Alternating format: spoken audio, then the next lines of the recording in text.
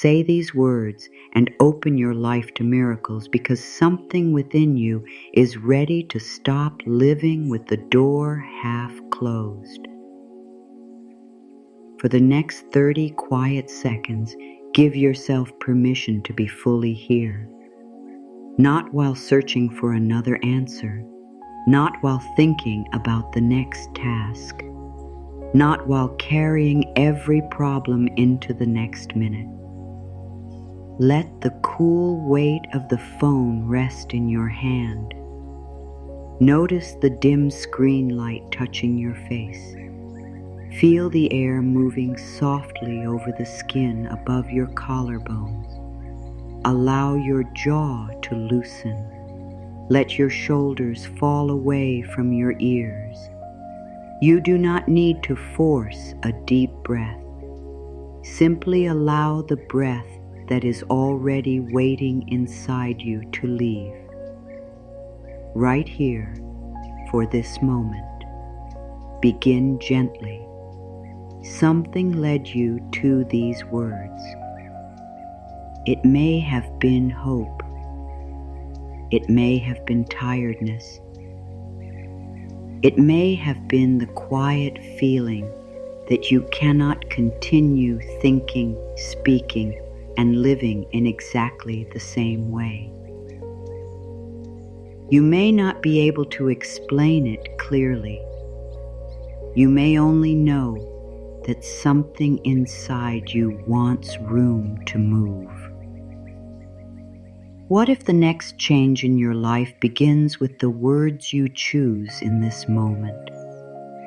Not with a perfect plan, not with a sudden answer to every problem, not with a dramatic sign that removes all doubt.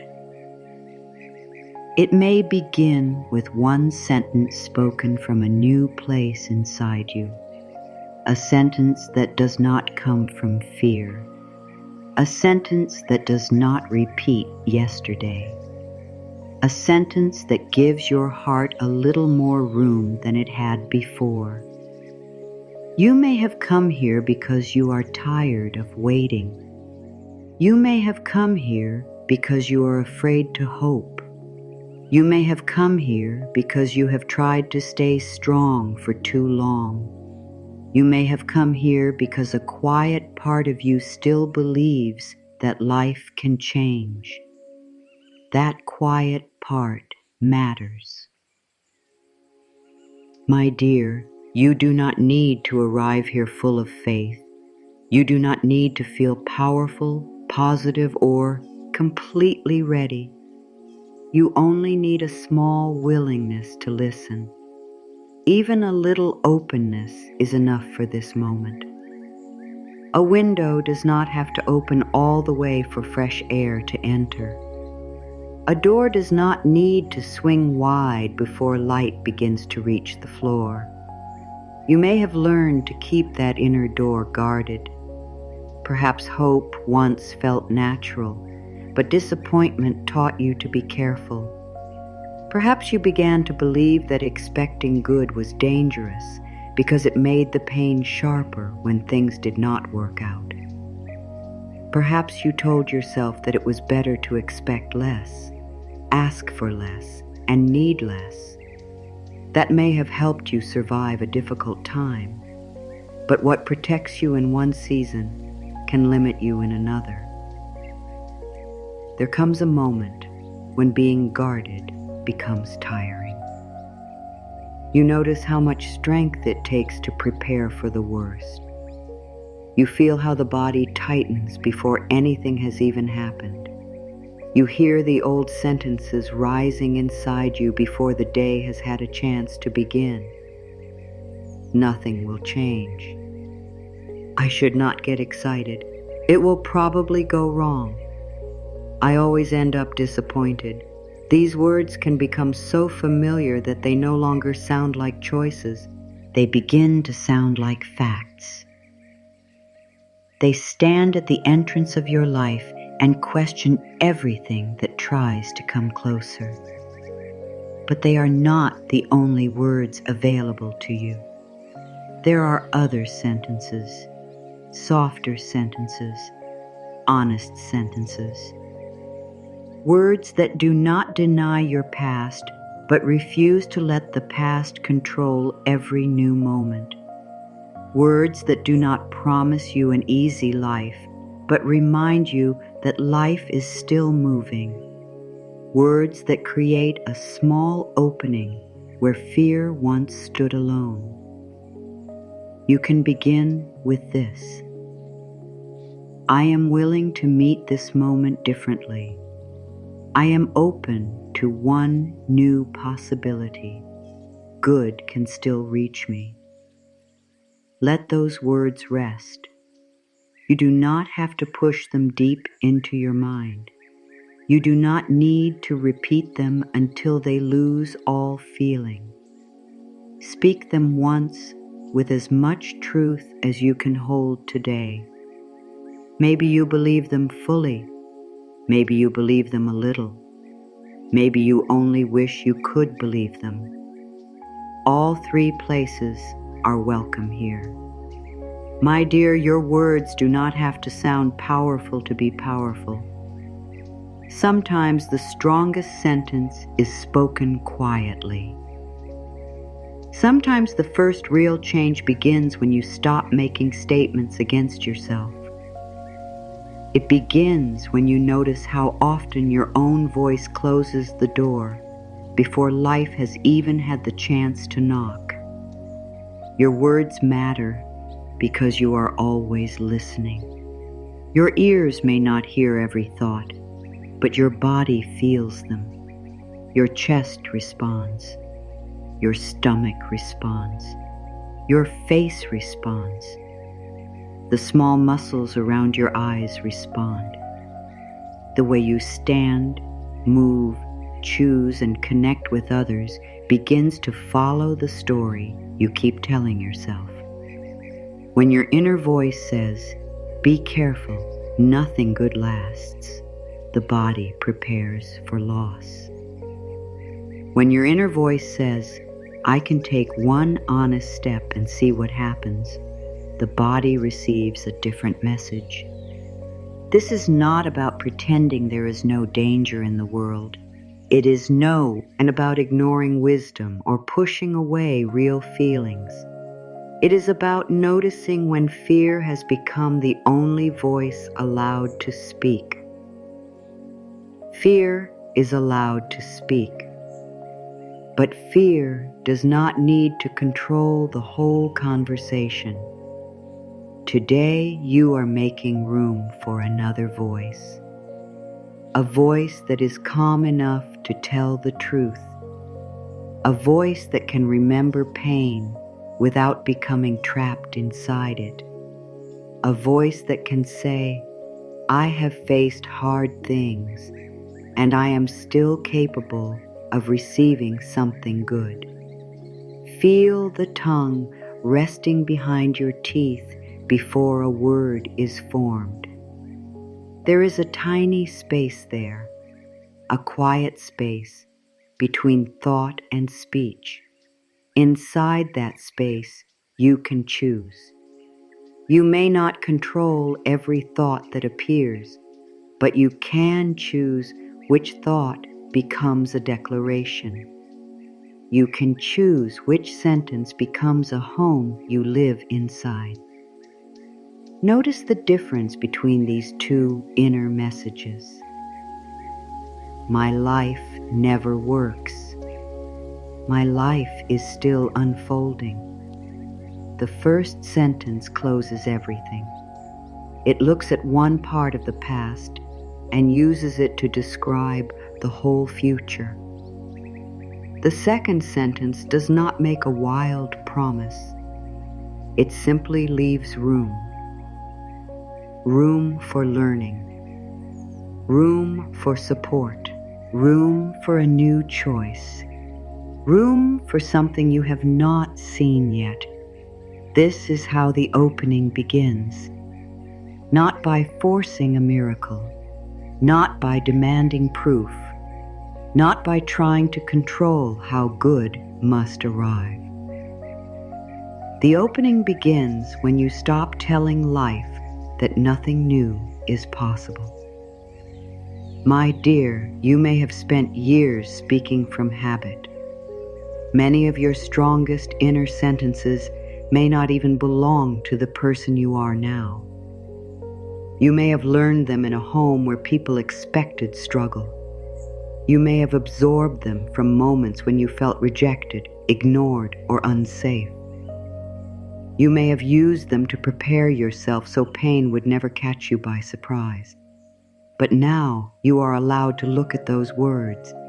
You are allowed to ask whether they still belong at the entrance of your life. Some words are locks, some words are keys. Some words keep you standing outside your own hope, and some words gently invite you back in. You do not have to change every sentence today. That would become another demand. Choose only one old statement that you are ready to soften. Perhaps the old statement is, I am always alone. A softer truth may be, I am learning to notice where support is available. Perhaps the old statement is, I ruin everything. A softer truth may be, I have made mistakes and I can make a new choice. Perhaps the old statement is, it is too late for me. A softer truth may be, I do not know what can still begin. Notice how the softer sentence does not lie. It does not make you jump from pain into false joy. It creates a threshold. It moves you from a locked conclusion into a living possibility. That is the purpose of the words you are learning to speak. They are not meant to cover your pain. They are meant to stop pain from becoming your only future. Take a natural breath now. Feel the air just above your collarbones. Let your hands become a little less tense. You may notice that your fingers were holding the phone more tightly than needed. Let them soften. Nothing has to happen all at once. You are not trying to become a new person in one moment. You are allowing a new response to enter. My dear, miracles are often linked with receiving, but receiving is difficult when the heart is always preparing to defend itself. A guarded heart can ask for love while pulling away from it. It can ask for opportunity while expecting every invitation to fail. It can ask for peace while repeating thoughts that keep the body in a state of alarm. There is no shame in this. It is simply something to notice. You learned how to guard yourself for a reason. Now you are learning that safety can also include openness. You can be wise and open. You can be careful and hopeful. You can remember what happened without expecting it to happen again in exactly the same way. You can stand at the doorway of a new moment without needing to know everything on the other side. This is where your words become important. They tell the heart whether the door should remain closed or whether it is safe to open a little. Speak this inwardly. I do not need to understand everything before I begin. I can welcome a new thought without losing my wisdom. I allow life to show me something different. Stay with the feeling behind those lines. Do not judge whether you felt enough. The mind may try to measure the moment. It may ask whether the words worked, whether you said them correctly, or whether you believed them strongly enough. You do not need to pass a test. This is not a performance. It is a relationship with your own inner voice. Every relationship changes through small moments of honesty. The relationship you have with yourself is no different. Each time you stop a cruel sentence before it becomes a final judgment, something changes. Each time you replace an absolute statement with an open one, something changes. Each time you speak to yourself as someone worthy of patience, something changes. The change may be quiet, but quiet does not mean weak. A key turns quietly inside a lock. A window opens without making a speech. Morning enters a room without asking permission. In the same way, a new inner sentence can begin changing the space within you before anyone else sees it. My dear, perhaps you have been searching for a sign that you are not forgotten. Perhaps you have been wondering whether your life has become stuck in a pattern that cannot move. The sign may not arrive as a loud message. It may begin as your own willingness to stop agreeing with hopelessness. Your willingness is movement. Your presence is movement. Your decision to listen is movement. Do not dismiss these things because they look small.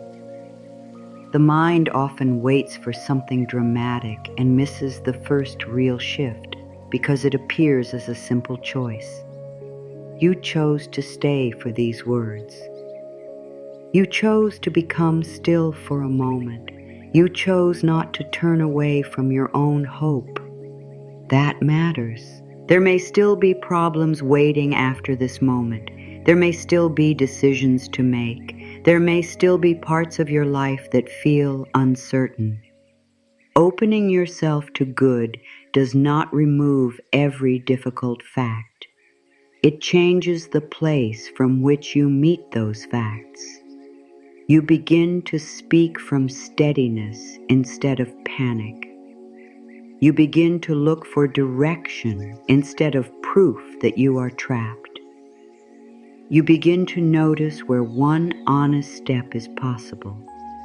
You begin to treat yourself as someone whose life is still worthy of care. The room around you may look the same. The phone may still be in your hand. The cup beside you may still be cooling. The tasks may still be waiting. But one thing can be different: the words inside you. And when the words inside you begin to change, the way you see the next moment begins to change with them.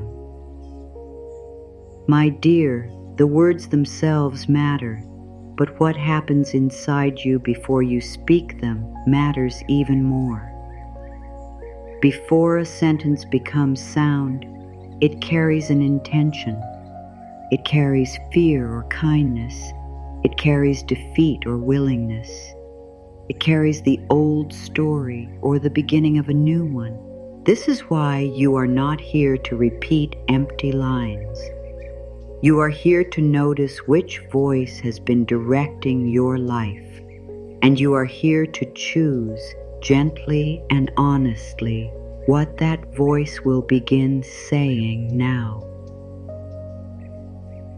Your mind is listening for instructions all day long. It listens when you speak out loud, but it also listens when you say nothing.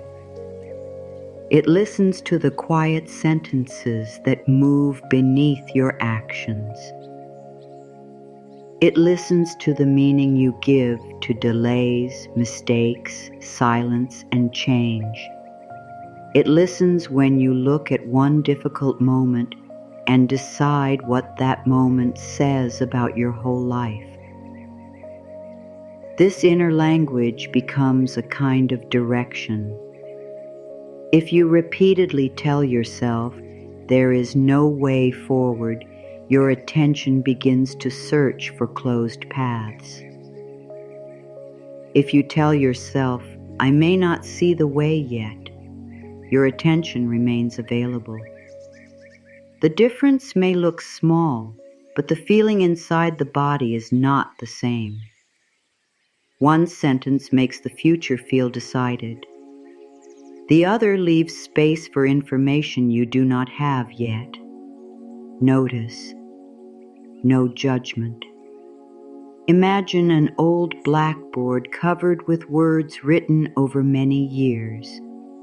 Some lines are clear, some are faded, some were written by fear, some were written during painful moments. Some were placed there by people whose voices stayed in your mind long after they left the room. You may see sentences such as, "I am difficult to love," "I never have enough," "I always choose wrong," "I cannot trust myself," "Nothing works for me." These sentences may feel old and heavy, but they are still only sentences. They may have shaped your choices, but they are not permanent laws. They can be looked at. They can be questioned. They can be softened. They can be replaced with words that fit the truth of who you are becoming. My dear, you do not need to erase the whole board today. Begin by reading what is already there. For 90 seconds, notice the first harsh conclusion that appears in your mind. Do not chase every thought. Do not try to correct the entire past. Simply notice one sentence that has been directing your attention. Perhaps it appears when you think about love. Perhaps it appears when you look at money.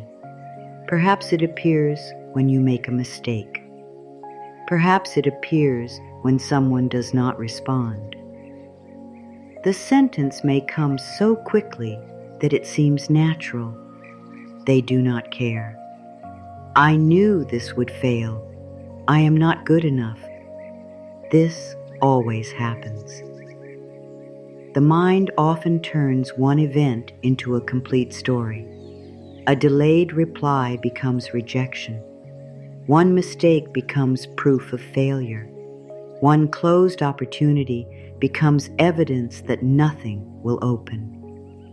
One difficult week becomes a final statement about the future. A thought is not a prophecy. A thought is not a command. A thought is not the final truth about your life. A thought is something you can notice before you build a home around it. This does not mean you should fight every negative thought. Fighting can give it more power. It can turn your inner life into a place of constant struggle. Instead, you can learn to respond. The old mind may say, "Nothing is going to be different." Your inner wisdom can answer, "You do not know the whole future from this one moment." The old mind may say, "You will fail again." Your inner wisdom can answer, "Past pain does not decide every new choice." The old mind may say, "Do not hope." Your inner wisdom can answer, "I can stay wise without becoming hopeless." This is not a battle. It is a change in leadership. The fearful voice may continue to speak for some time. It has been speaking for years. It knows how to gain your attention. It uses strong words such as always, never, everyone, no one, impossible, and too late. These words make a temporary feeling sound permanent. You can begin listening for them. When you hear, "I always fail," slow the sentence down. Always, every moment, in every area, with no growth at all, the mind may discover that the statement is not fully true. You have learned things. You have survived things. You have made better choices than before. You have shown courage in ways that fear refuses to count. My dear, fear often keeps very poor records. It remembers the rejection and forgets the strength it took to continue.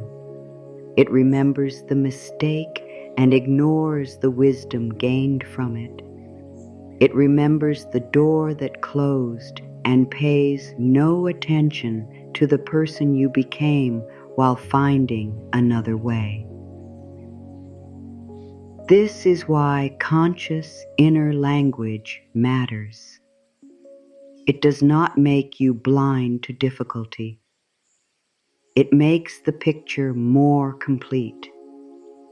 You can say, "This hurts, and I am still here." You can say, "I am disappointed, and the future is not fully known." You can say, "I made a mistake, and I am able to learn." You can say, "I feel afraid, and fear is not the only guide available to me." These are honest words. Honest words create trust within you. When you constantly force yourself to say things that feel false, part of you stops listening. If you are in deep pain and you say, "Everything is perfect," the body may reject the sentence. It knows that something hurts. It knows that you are tired. It knows that you need care, not denial. A better sentence meets you where you are. Instead of "everything is perfect," you might say, "I am willing to believe that this moment can change." Instead of "I have no fear," you might say, "Fear is present, but it does not control every choice."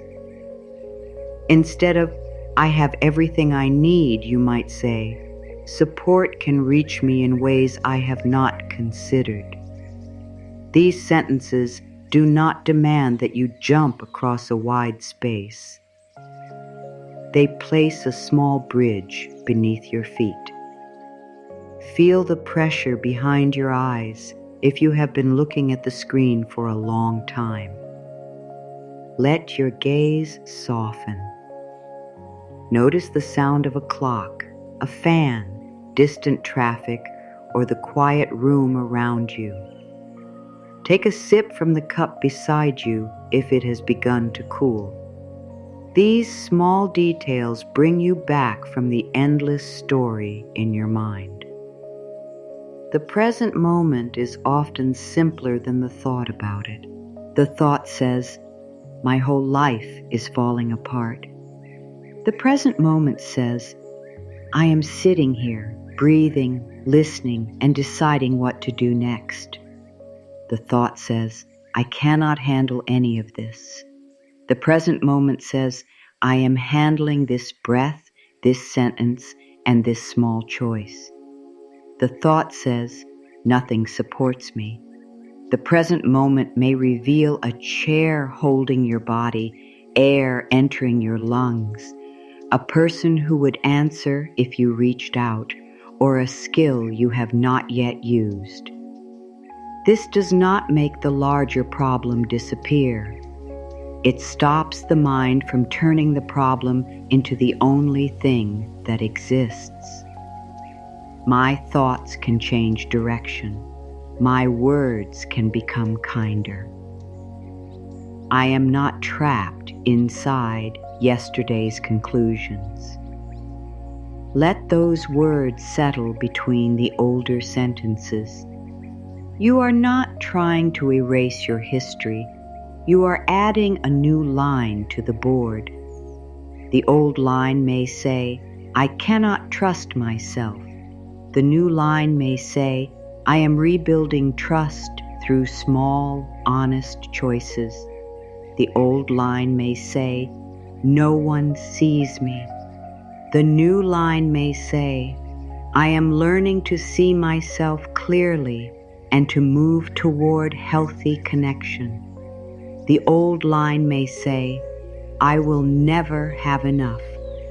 The new line may say, I am open to learning how support, opportunity, and wise choices can grow. Notice how these new sentences contain movement. They do not claim that the work is finished. They remind you that change is happening through practice. My dear, inner language becomes especially important during ordinary moments. It is easy to speak kindly to yourself when something beautiful has happened. The deeper practice begins when you spill something, forget something, make a poor choice, feel behind, or compare yourself with someone else. What do you say then? Do you call yourself foolish?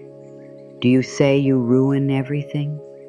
Do you use one mistake to attack your whole identity? These words may leave your mind quickly, but the body receives them. The shoulders tighten, the chest pulls inward, energy drops. A small event becomes a personal wound. You can change this pattern without pretending the mistake did not matter. You can say, that was not the choice I wanted to make. You can say, I can repair what is possible. You can say, I will learn from this without becoming cruel to myself. Kindness does not remove responsibility. Kindness makes responsibility easier to carry. When shame takes over, people often hide, freeze, or repeat the same pattern. When care enters, the mind becomes more able to look honestly at what happened and choose differently. This is why kind inner speech is not weakness. It supports clear action. It allows you to look at your life without running from yourself. You may have heard harsh words for so long that gentleness feels strange. You may distrust kind language. You may think it makes you lazy, soft, or unaware. But notice what harshness has done. Has it created lasting peace? Has it helped you feel safe enough to grow? Has it made you trust yourself? Or has it kept you moving through fear, always believing that one mistake will prove the worst thing you think about yourself? There is another way. You can guide yourself without insulting yourself. You can correct yourself without rejecting yourself. You can expect growth without demanding perfection. You can speak with strength and warmth at the same time. My dear, think of the inner voice as the person who walks beside you through every season.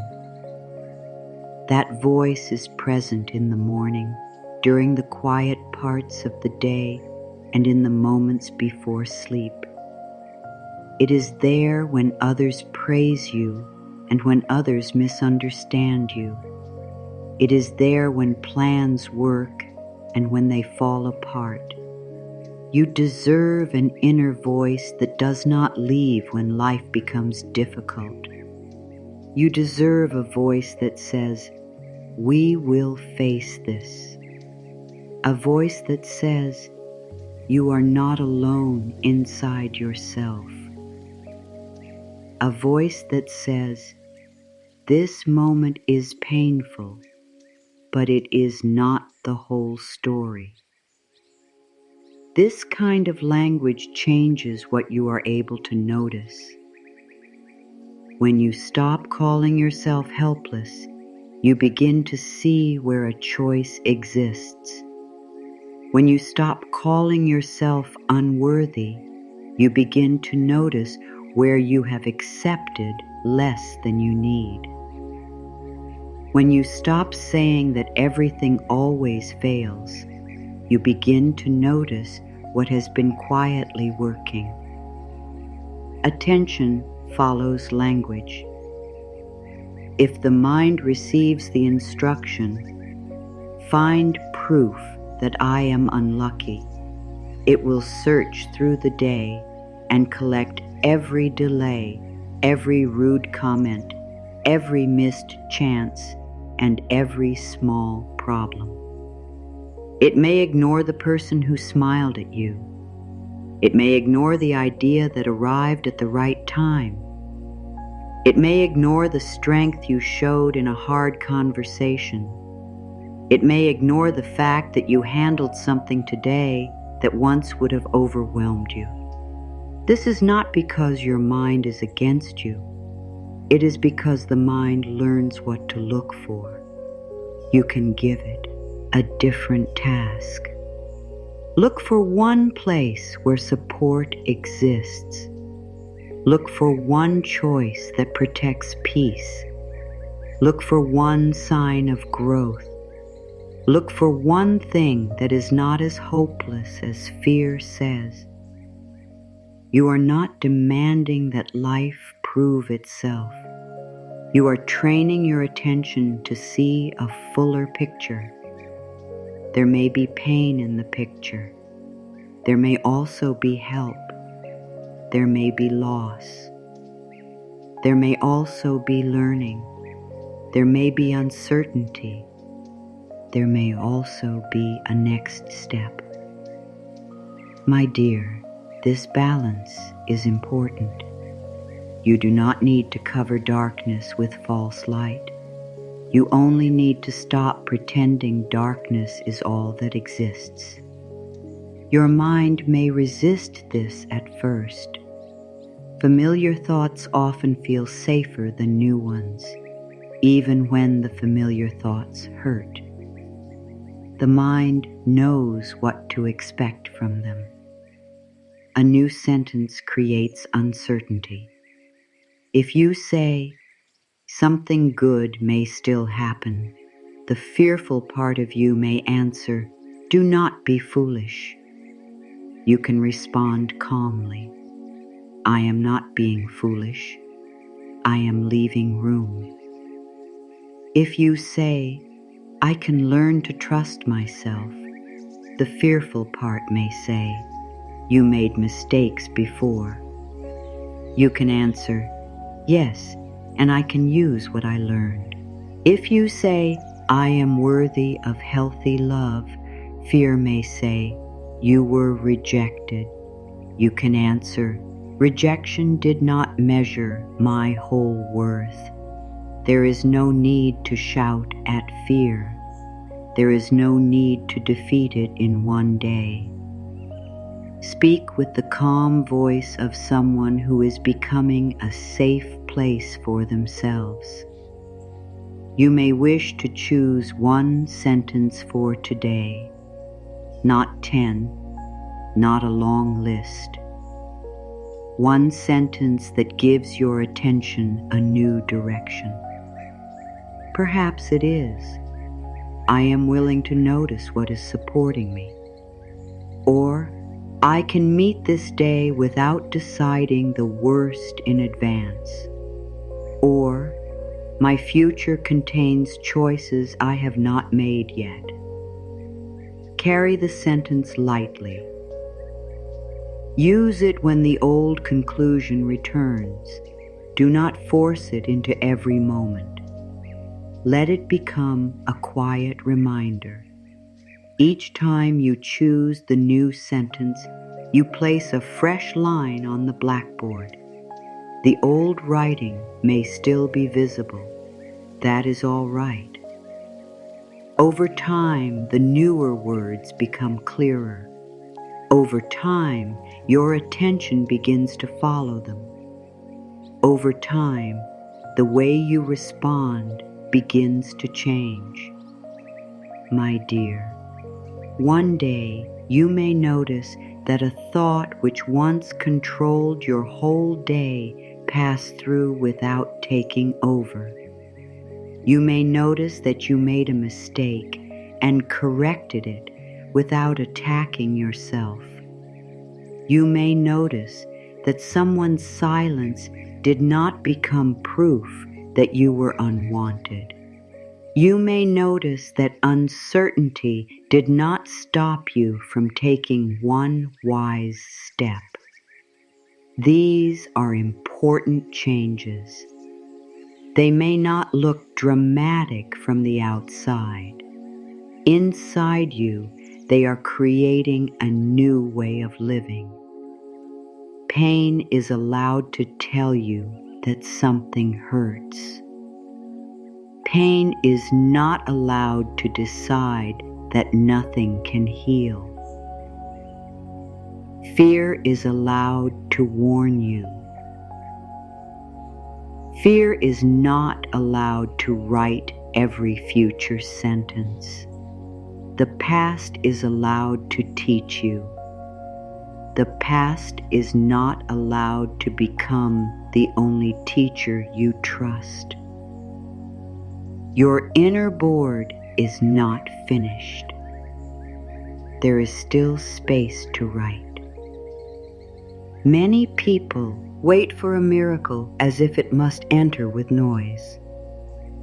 They expect a complete answer, a sudden change, or a moment so clear that doubt can no longer speak. They imagine that when good finally arrives, it will be impossible to miss.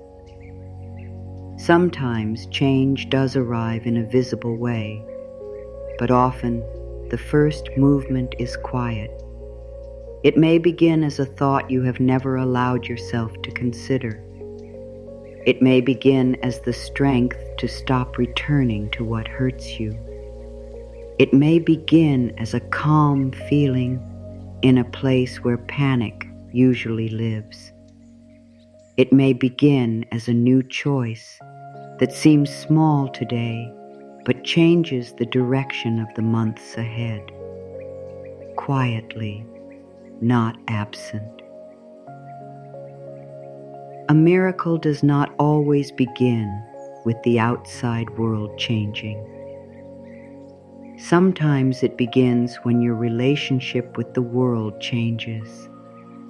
You see what was there, but hidden by fear.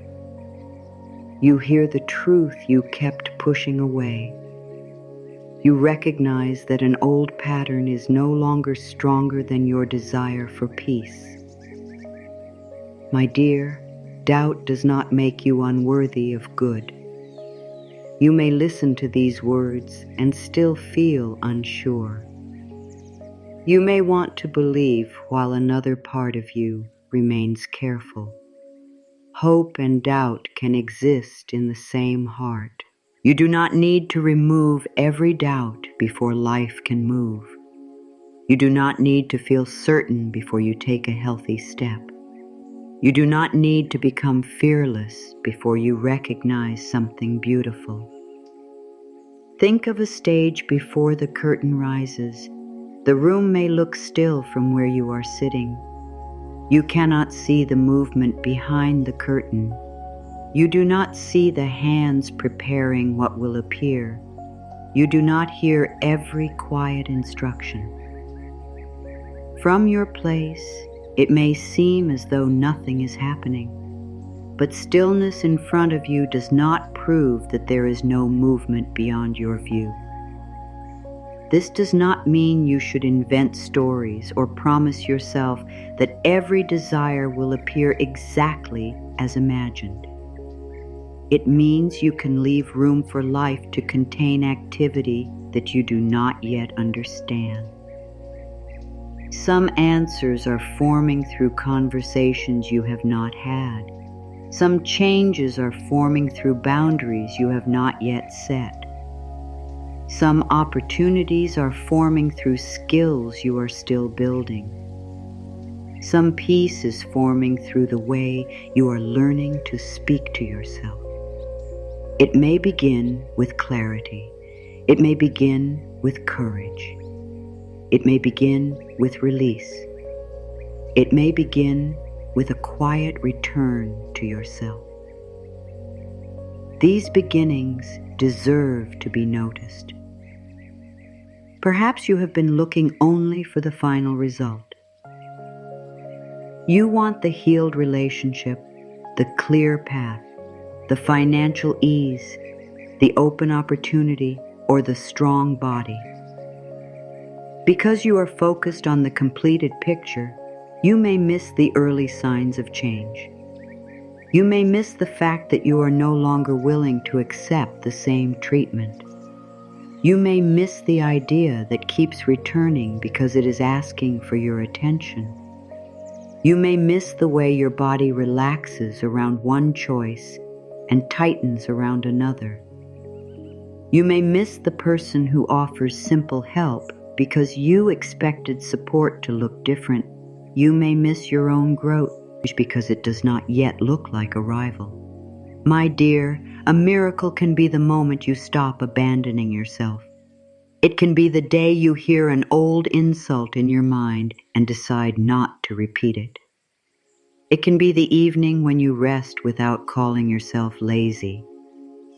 It can be the conversation in which you speak clearly instead of shrinking. It can be the instant when you realize that what you were chasing could never give you the peace you wanted.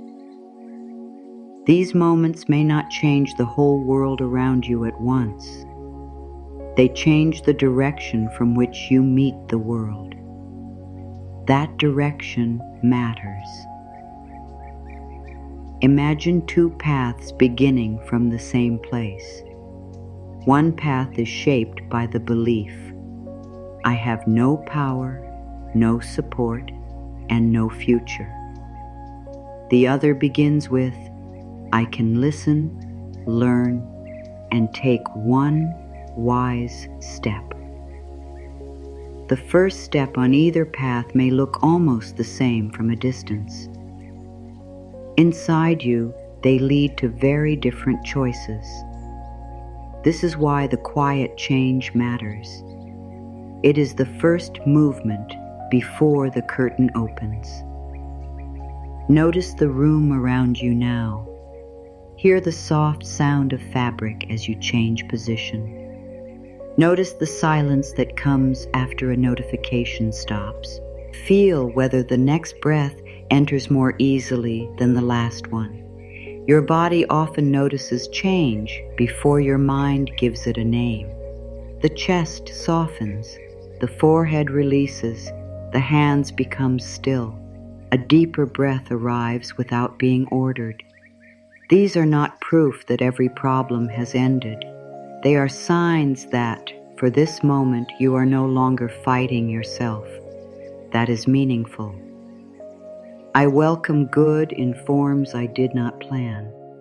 I recognize change while it is still small. I remain open without forcing an answer.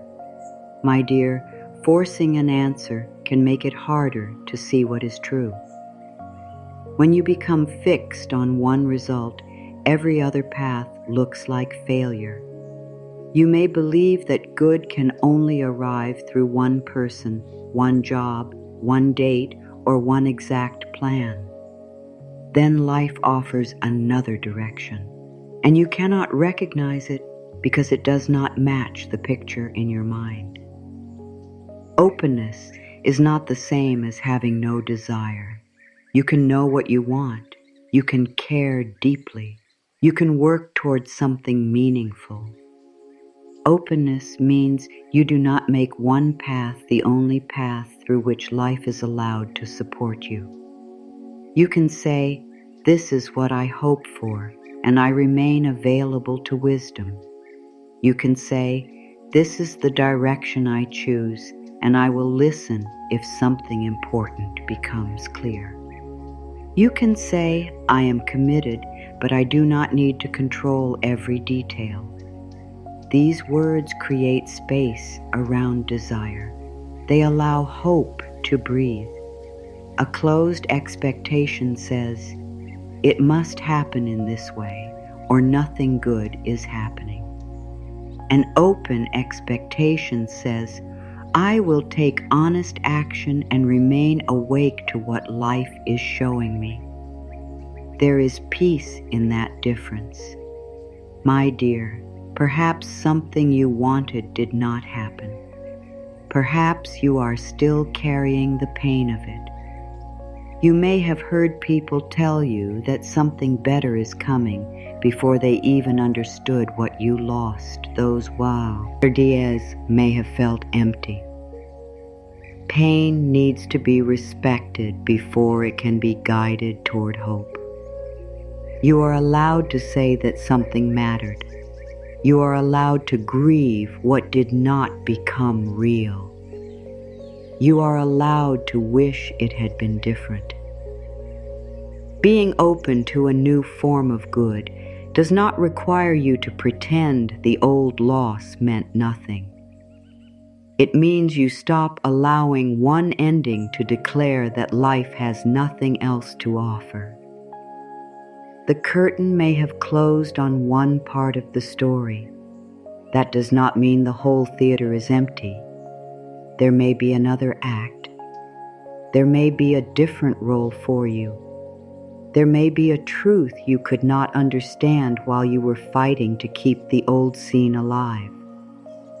This is not a promise that every loss was secretly a gift. Some things simply hurt. Some things were unfair. Some endings take time to understand, and some may never make complete sense.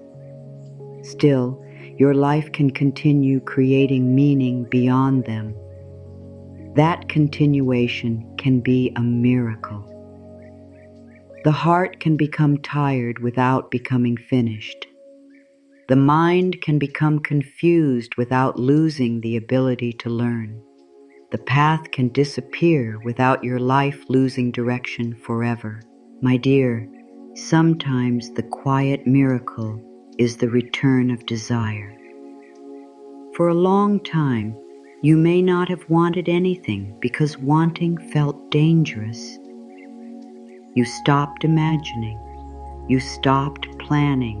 You stopped asking what would bring joy because survival took all your attention. Then one day, a small desire returns. You want to read again. You want to care for your body. You want to learn something. You want to clean one corner of the room. You want to call someone who feels safe. You want to create, move, rest, or begin. Do not dismiss that desire. It may be life returning to a place that felt empty. A small desire can be the first sign that the inner curtain is beginning to rise. You do not need to turn it into a major project. Protect it from pressure.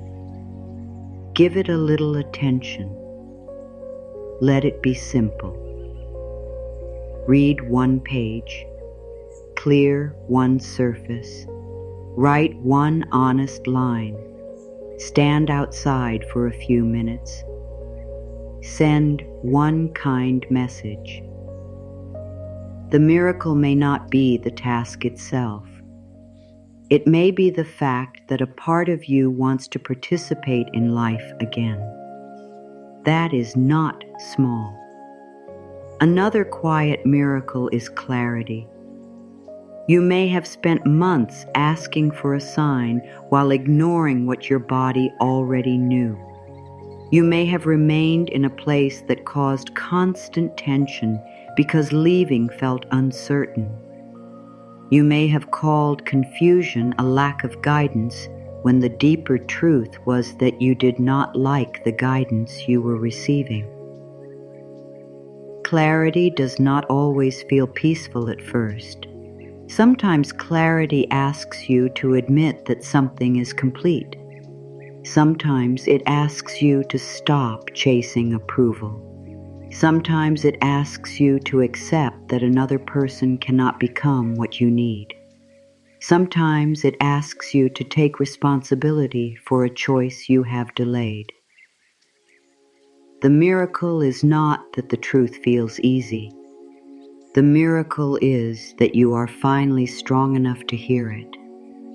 My dear, do not search only for signs that tell you to keep waiting. Also notice the signs that tell you to move, speak, rest, release, learn, or choose yourself.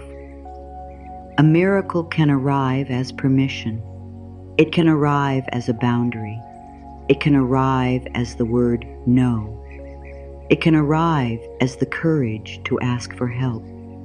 It can arrive as the wisdom to stop trying to prove your worth. When you widen your idea of a miracle, you begin to see more movement in your life.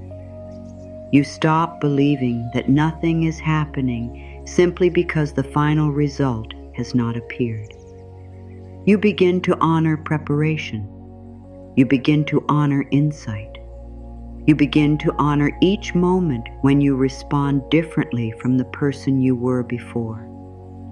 This is how inner change becomes visible. Perhaps you used to react at once, but now you wait before answering. Perhaps you used to accept blame that was not yours, but now you remain clear. Perhaps you used to return to people who hurt you, but now you allow the silence to remain. Perhaps you used to attack yourself after every mistake, but now you repair what you can and continue. These are not minor details. They are evidence of a new inner direction. My dear, you may be standing in an unfinished moment. That can feel uncomfortable because the mind wants a clear label. It wants to know whether you are succeeding or failing, arriving or losing, moving forward or falling behind. But many important seasons cannot be understood while you are still inside them. An unfinished moment is not an empty moment. Something may be changing in your values. Something may be changing in your standards. Something may be changing in the way you choose love. Something may be changing in what you are willing to accept. Something may be changing in how you care for your own energy. The outside world may take time to reflect these inner changes. Do not use that delay as proof that the change is not real. A stage can be prepared before the audience sees the first movement. A new choice can become firm before it creates a visible result. A boundary can protect your future before anyone understands why you made it. A new thought can reshape your days before you can explain what has happened. Quiet change is still change. My dear, you do not need to spend the day searching for something magical. That can become another form of pressure. You do not need to examine every event and force it to carry a spiritual meaning. Simply become more observant. Notice where you feel more honest. Notice what you no longer wish to carry. Notice which choice creates peace after the fear settles. Notice who respects the person you are becoming. Notice where your attention keeps returning with calm interest. The miracle may be hiding inside what feels natural, clear, and quietly alive. You may have been taught that good must be earned through great struggle. Because of this, simple support can feel suspicious. A healthy connection may feel unfamiliar. A clear opportunity may seem too easy. Rest may feel undeserved. You may reject what you asked for because it does not arrive with the struggle you expected. Stay aware of this. Receiving can feel strange when you are used to surviving. Peace can feel empty when your body is used to stress. Kindness can feel unsafe when you are used to proving yourself. A clear path can feel wrong when confusion has become familiar. Give yourself time to learn a new feeling. You do not need to create problems to make good things feel real. You do not need to suffer before every gift. You do not need to question every moment of ease. Let a kind word be kind. Let support be support. Let rest be rest. Let a clear answer be clear. My dear, one of the quietest miracles is the ability to receive without immediately preparing for loss. At first, you may only be able to receive for a moment. A compliment enters, and you resist the need to reject it. Help arrives, and you resist the need to explain why you do not deserve it. A calm day comes, and you resist the urge to search for what must be wrong. That moment of receiving changes something. It tells the nervous part of you that not every good experience is a trap. It teaches the heart that openness can exist with wisdom. It shows the mind that life contains more than the patterns it already knows. The change may be almost invisible, but the curtain is moving. You may not see the whole stage yet. You may not know what the next part will bring. You do not need to know. For now, recognize what is already different. You are listening more carefully. You are questioning old conclusions. You are learning to speak without closing every possibility. You are becoming willing to notice the good that arrives quietly. And perhaps, my dear, you are not standing in an empty life at all. Perhaps you are standing inside an unfinished moment just before something within you becomes clear enough to change what happens next. There are words you may say without noticing what they are doing inside you. They do not always sound harsh. Some of them sound careful, some sound wise, some even sound strong. Yet beneath them, there may be an old fear trying to make sure you never feel disappointed again. I should not expect too much. Good things never last. I am better off needing nothing. I already know how this will end. These words often begin as protection. They rise after loss, rejection, betrayal, or a season when life felt uncertain. The mind remembers how painful it was to feel open and then be hurt. It decides that the safest choice is to expect less, trust less, and ask for less. For a while, that may seem to work. You feel more prepared. You feel less surprised. You tell yourself that if you never hope too deeply, nothing can break you completely. But the heart does not only close against pain, it also closes against support. It closes against tenderness. It closes against new chances that do not look like the old ones. My dear, there is no shame in becoming guarded. You did not wake up one morning and decide to fear joy. You learned to protect yourself through experience. You built inner walls because something once entered without care.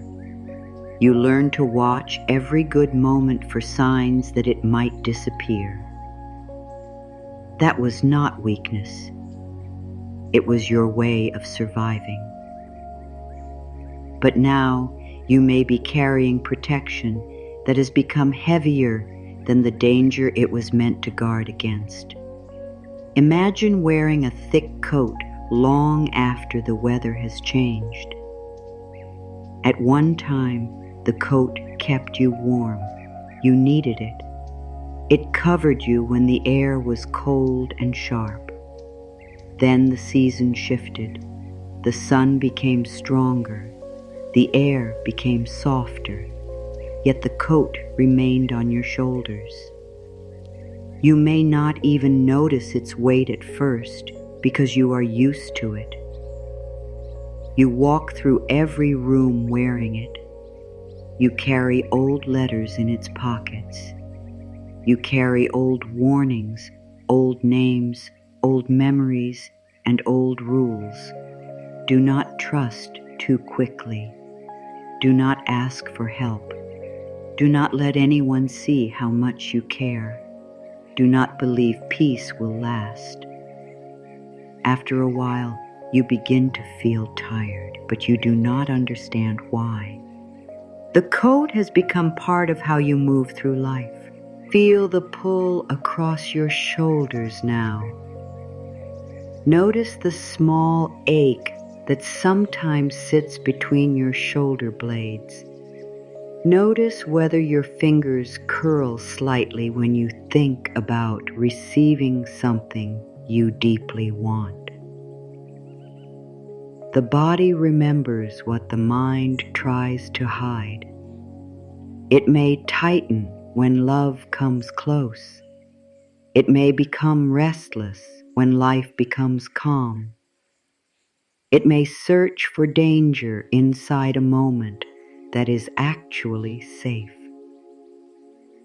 This does not mean something is wrong with you. It means an old part of you is still doing the work it learned to do. You can speak to that part with care. Fear may say, "Do not hope, you will be hurt." Love may answer, "Hope does not remove wisdom. It gives wisdom somewhere new to lead." Fear may say, "Do not open. You know what happened before." Love may answer, "I remember what happened, and I can choose with more care now." Fear may say, "Stay hidden. It is safer." Love may answer, "Safety can also mean being seen by what is kind." You do not need to force fear into silence. You can thank it for trying to help. Then you can tell it that it no longer needs to make every decision. My dear, protection becomes restriction when it stops responding to the present and only reacts to the past. You may meet someone kind, but the old voice says, "They will change." You may receive an opportunity, but the old voice says, "You will probably fail." You may feel a little peace, but the old voice says, "Do not relax. Something will happen." You may begin healing, but the old voice says, "This will not last." These sentences may sound like wisdom because they keep you alert. But true wisdom does not always expect harm. True wisdom observes what is happening now. It does not punish the present for what the past did. Discernment says, "I will pay attention." Fear says, "I already know this will go badly." Discernment says, "I can move slowly." Fear says, "I must never move." Discernment says, "I will notice whether words and actions match." Fear says, "No one can be trusted." There is a deep difference between careful living and closed living. You are allowed to be careful. You are allowed to take time. You are allowed to ask questions. You are allowed to watch how something develops. But you do not have to decide that every new beginning carries the same ending. My dear, perhaps you've been saying that you want love while also telling yourself that love always leaves. Perhaps you have been asking for support while believing that needing anyone makes you weak. Perhaps you have been seeking abundance while repeating that money only comes through struggle. Perhaps you have been praying for peace while treating calm as a warning sign. These inner conflicts do not make you unworthy. They simply show where two parts of you are pulling in different directions.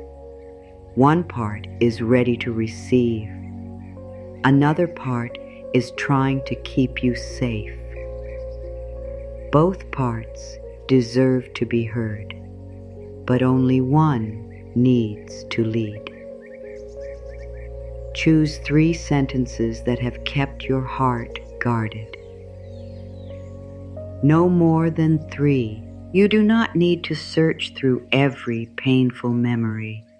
You do not need to repair the whole inner world at once. Simply notice the words. Perhaps one sentence is, "I always end up alone." Another may be, "Nothing good stays." Another may be, "I should not need anyone." Hold each sentence gently. Do not attack it. Do not shame yourself for believing it. Ask what it has been trying to protect. Maybe, "I always end up alone," protects you from reaching out and being rejected. Maybe "Nothing good stays" protects you from becoming too attached. Maybe "I should not need anyone" protects you from depending on people who may not be reliable. The sentence is trying to help, but it may be using an old method that now creates more pain. My dear, you can honor the need beneath the sentence without continuing to believe the sentence itself. The need may be safety. The need may be respect. The need may be consistency. The need may be time. The need may be honest care.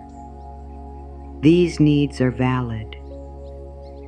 You do not need hopeless words in order to protect valid needs. You can create new language. Instead of "I always end up alone," you might say, "I am learning to build connections that feel safe and mutual." Instead of "Nothing good stays," you might say, "I can value what is good without living in fear of losing it." Instead of "I should not need anyone," you might say, "Receiving healthy support is part of being human." Notice how these sentences do not ask you to become careless. They do not ask you to trust everyone. They do not tell you to ignore the past. They give you a wider choice. They remove the final judgment. They allow the present to speak for itself.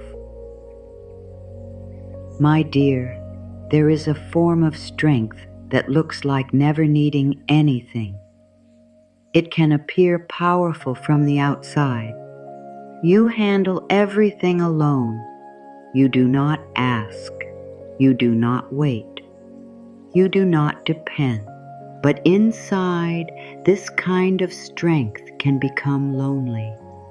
You may become so good at carrying everything that no one knows where to help. You may become so skilled at hiding pain that even you stop knowing what you need. You may begin to believe that love is only safe when you are not asking it to hold anything real. That is not freedom. Freedom is being able to stand on your own and still receive a hand. Freedom is knowing how to care for yourself without refusing care from others. Freedom is being able to say, I need support without feeling smaller. Freedom is not the absence of need. It is the absence of shame around need. Feel the weight across your shoulders. Imagine that old coat becoming slightly looser. You do not have to throw it away. You do not have to prove that you are no longer afraid. Simply loosen it. Let a little air reach your body. Let the shoulders move more freely, a little softer, enough protection. My dear, many guarded words begin with the belief that hope is dangerous. You may think hope makes you foolish. You may think it makes you vulnerable. You may think it prepares you for pain. But hope does not require you to ignore reality. Hope can look directly at a difficult truth and still refuse to make it the final truth. Hope says, this is hard and something can still change. Hope says, I do not know the answer, but I will not decide there is none. Hope says, I have been hurt and I can still learn what healthy love feels like. Hope says, I am tired and I am still worthy of support. These are not childish statements. They are brave statements. They ask you to remain open without becoming unaware. My dear, old protective words often use the past as proof. You trusted before, and look what happened. You tried before, and it did not work. You opened before, and you were hurt. The facts may be true. You did trust. You did try. You did get hurt. But the conclusion does not have to be never again. A wiser conclusion might be, next time I will listen sooner, or next time I will not ignore what my body is telling me, or next time I will take my time, or next time I will choose from self-respect rather than fear of being alone. Growth does not remove your history. It changes what you do with it. My dear, you are not the same person you were in every past moment. You may still carry some of the same fears, but you also carry more awareness. You know more about your needs. You know more about your boundaries. You understand more about the difference between attention and care, between promises and actions, between intensity and safety. You are not returning to life empty-handed. You are bringing wisdom. You are bringing experience. You are bringing a stronger ability to notice what feels true. This means openness can look different now. It can have boundaries. It can move slowly. It can ask questions. It can leave when respect disappears. It can welcome love without abandoning self-respect.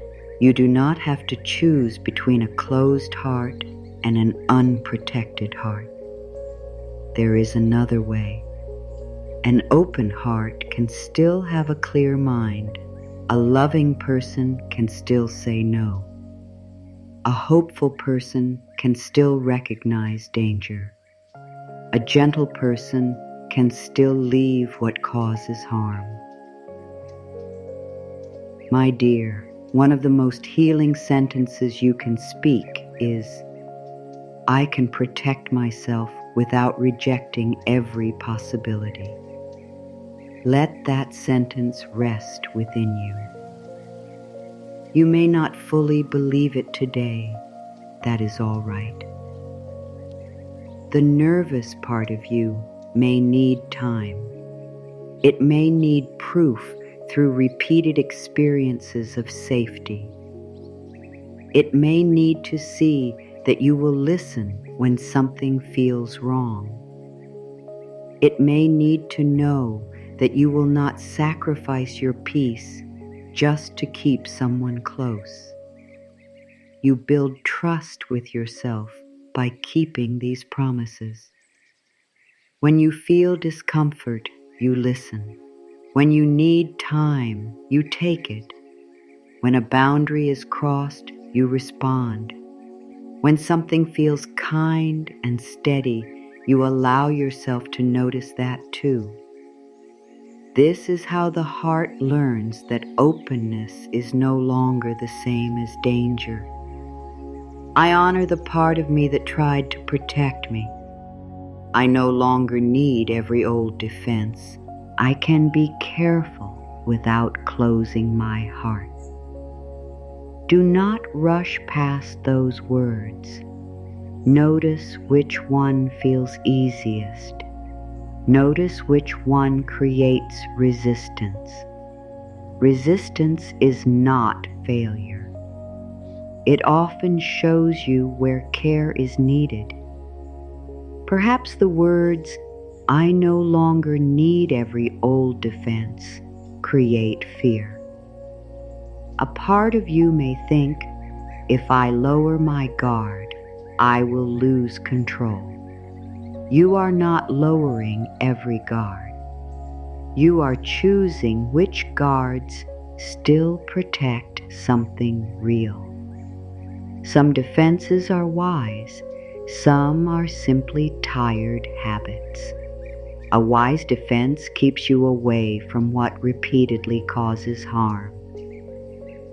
A tired habit keeps you away from everything, including what could nourish you.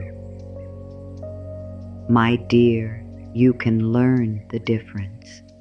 The difference often appears in the body. A wise no may feel firm, even if it feels sad. A fearful no may feel tight, rushed, and full of old images. A wise yes may feel calm, even if it feels uncertain. A desperate yes may feel like you are leaving yourself behind. Listen beneath the words. Your body is not always perfectly clear, but it carries information. Give it time. Give it space. Do not force an answer simply because silence feels uncomfortable. The next part is not about repeating beautiful words until you feel nothing. It is about finding words your heart can safely enter. That means the words must be honest enough to trust. They must not deny what you have lived. They must not demand a feeling you do not have. They must create a bridge between where you are and where you are ready to go. You do not need to say, I trust everyone. You can say, I trust myself to pay attention. You do not need to say, nothing will hurt me. You can say, I can care for myself through what comes. You do not need to say, "I am never afraid." You can say, "I can move with care even when fear is present." These words do not remove your strength. They give your strength a kick in their form.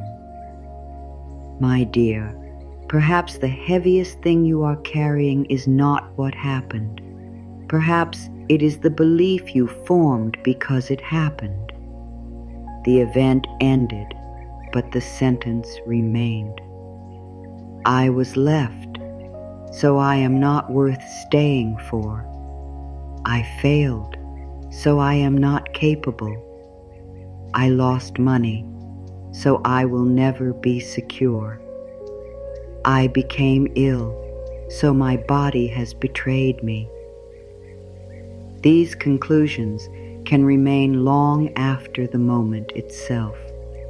You may carry them in the pockets of that old coat.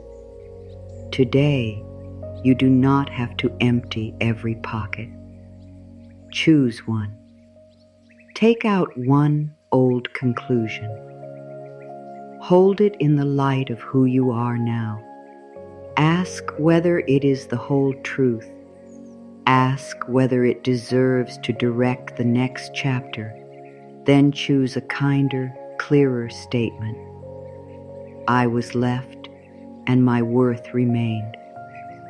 I failed, and I learned what I need to strengthen. I faced loss, and I am able to build with greater wisdom.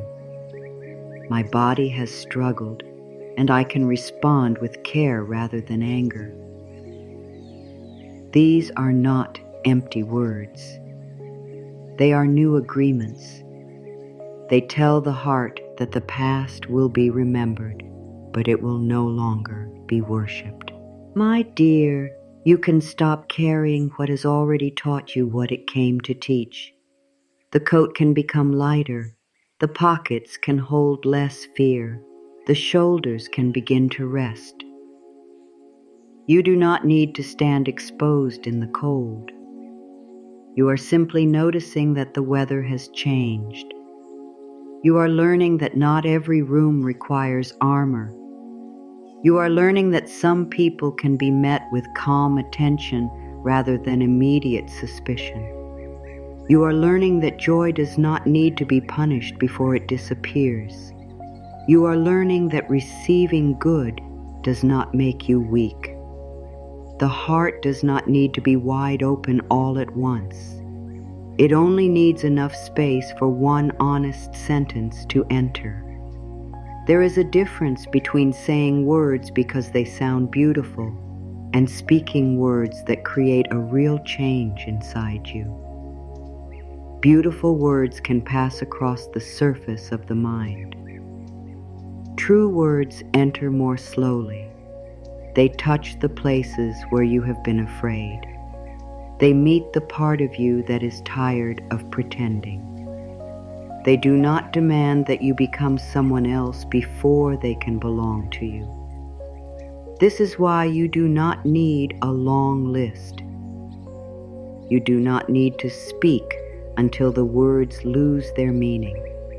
You only need a few honest sentences that create more inner space than fear has allowed. My dear, allow one hand to rest naturally over your upper chest or lower ribs. There is nothing special you must do with the gesture. It is only a way of reminding the body that you are here. Feel the warmth gathering beneath your palm. Notice the movement of the breath. Notice the throat before a word forms. Notice the softness that may begin around your eyes when you are not judging yourself. You are not trying to produce a perfect spiritual moment. You are listening.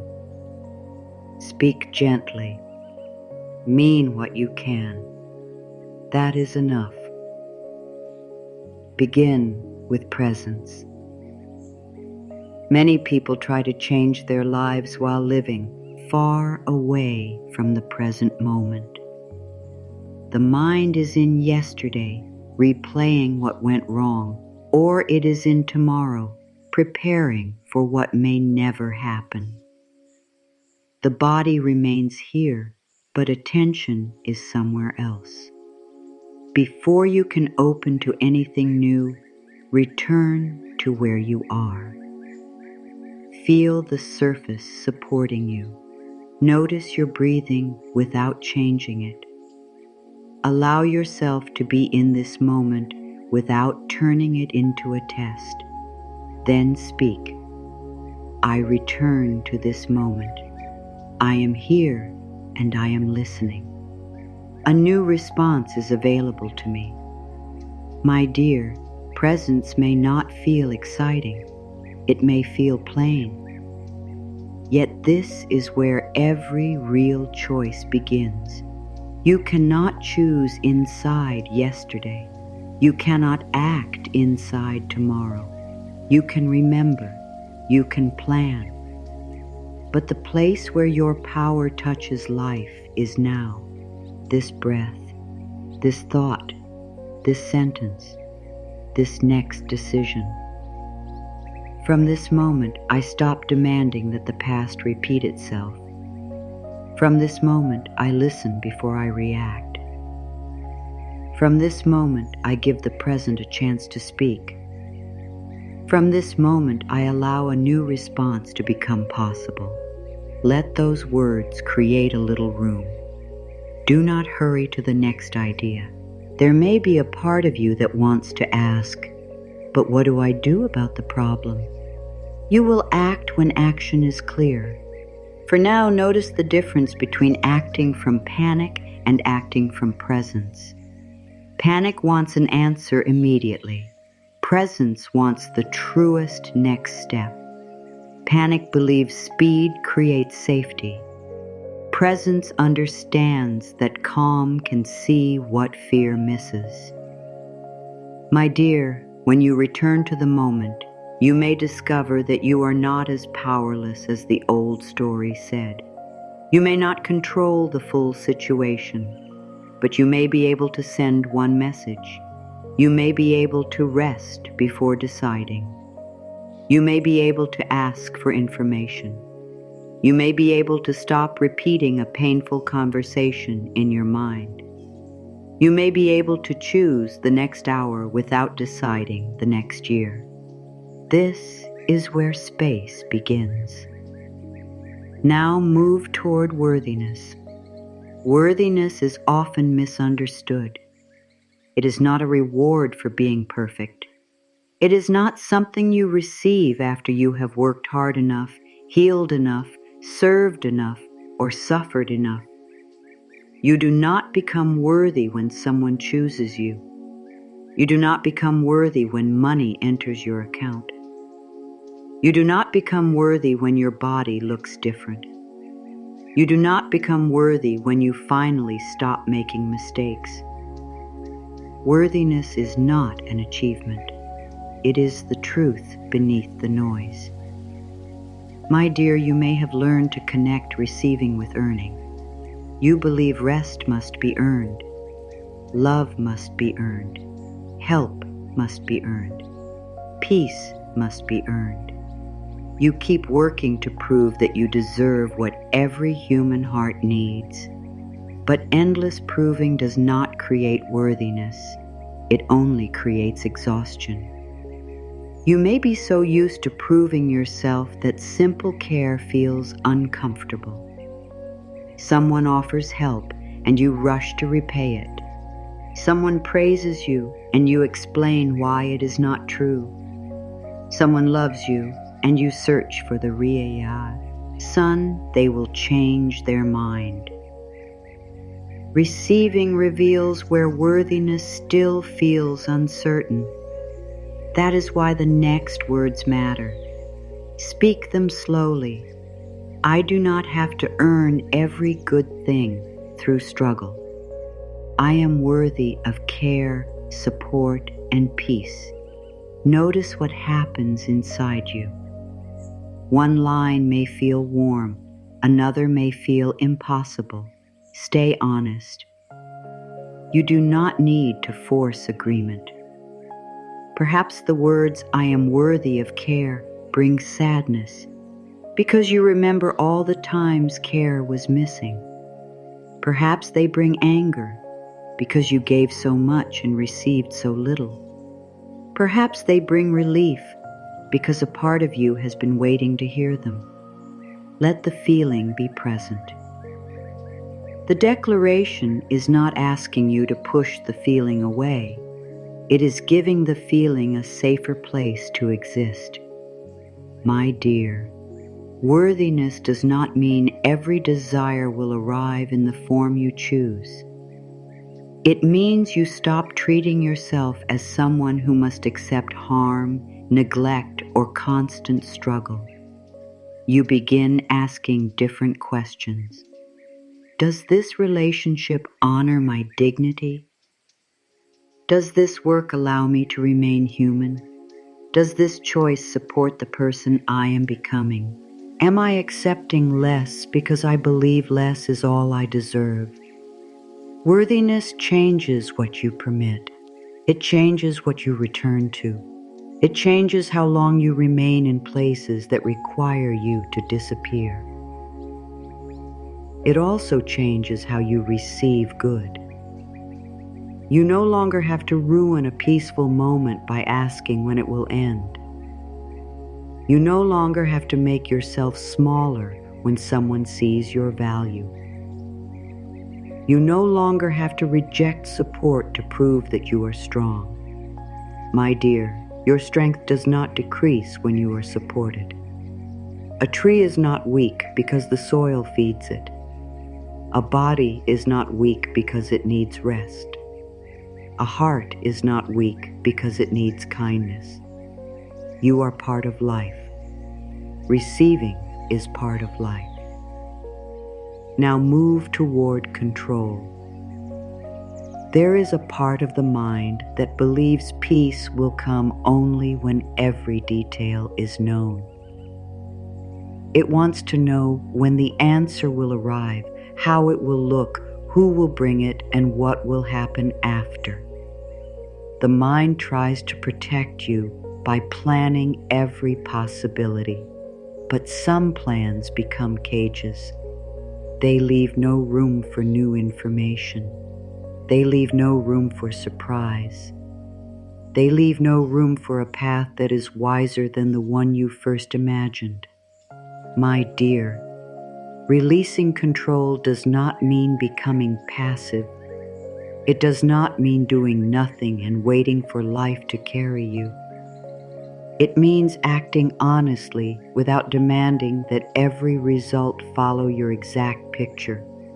It means saying, I will do my part and I will remain open to what I cannot arrange. Speak. I release the demand to know every detail. I leave room for an answer greater than my plan. Feel the throat as you say those words. You may notice tension. The need to control often lives in the body. It appears in the jaw, the stomach, the hands, the eyes that keep checking, the mind that keeps replaying. Control whispers, if I think about it long enough, I can prevent pain, but endlessly thinking does not create certainty. It creates exhaustion. My dear, perhaps you have been holding one desire so tightly that there is no room to breathe around it. You want the answer so deeply that every day without it feels like proof of failure. You watch for signs. You compare timelines. You measure your worth through movement you cannot control. This is a painful way to live. You are allowed to care deeply without holding yourself in constant tension. You are allowed to desire something without making your peace depend completely on it. You are allowed to say, this matters to me, and also say, My whole life is larger than this one answer. That is not giving up. It is returning to yourself. These words do not force life to obey you. They open you to meet life with a different heart. A heart with space can see more clearly. A heart with space can receive guidance. A heart with space can recognize when a different answer carries the peace it was truly seeking. My dear, sometimes you ask for one thing because you believe it is the only way to feel loved, secure, free, or complete. You may think you need that person when what you truly need is mutual love. You may think you need that exact opportunity when what you truly need is meaningful work and stability.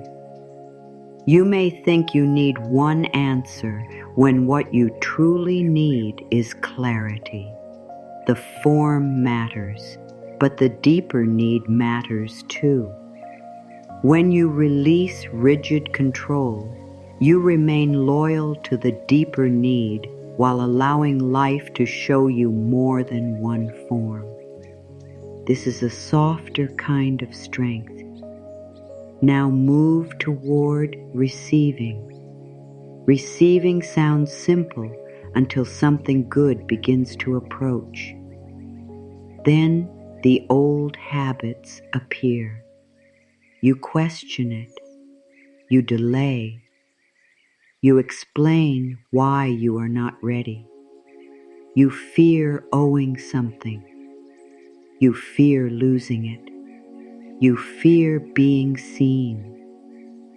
My dear, receiving asks you to remain present when good enters. It asks you not to leave yourself in the moment of support. A kind person speaks and you listen. A helpful idea comes and you write it down. An opportunity appears and you examine it with care instead of rejecting it at once. Rest becomes available and you do not fill it with guilt. Receiving is not always dramatic. It may look like allowing one good thing to be fully good. Speak. I allow helpful people, clear ideas, and honest opportunities to reach me. I receive without guilt. Do not make these words larger than they need to be. You are not promising to accept everything. You are not opening yourself to what is harmful. You are saying that what is healthy does not need to be rejected simply because receiving feels unfamiliar. My dear, discernment remains with you. You can receive and still ask questions. You can welcome support and still keep boundaries. You can accept kindness without surrendering your judgment.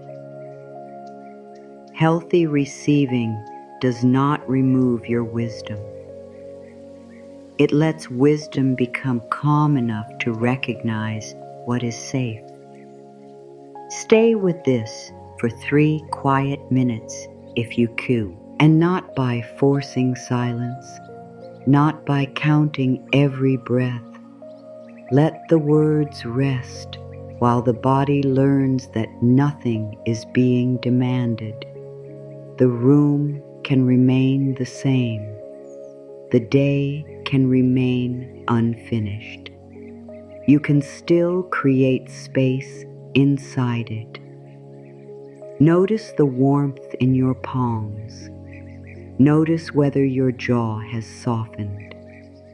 Notice whether the breath is moving more freely beneath your hand.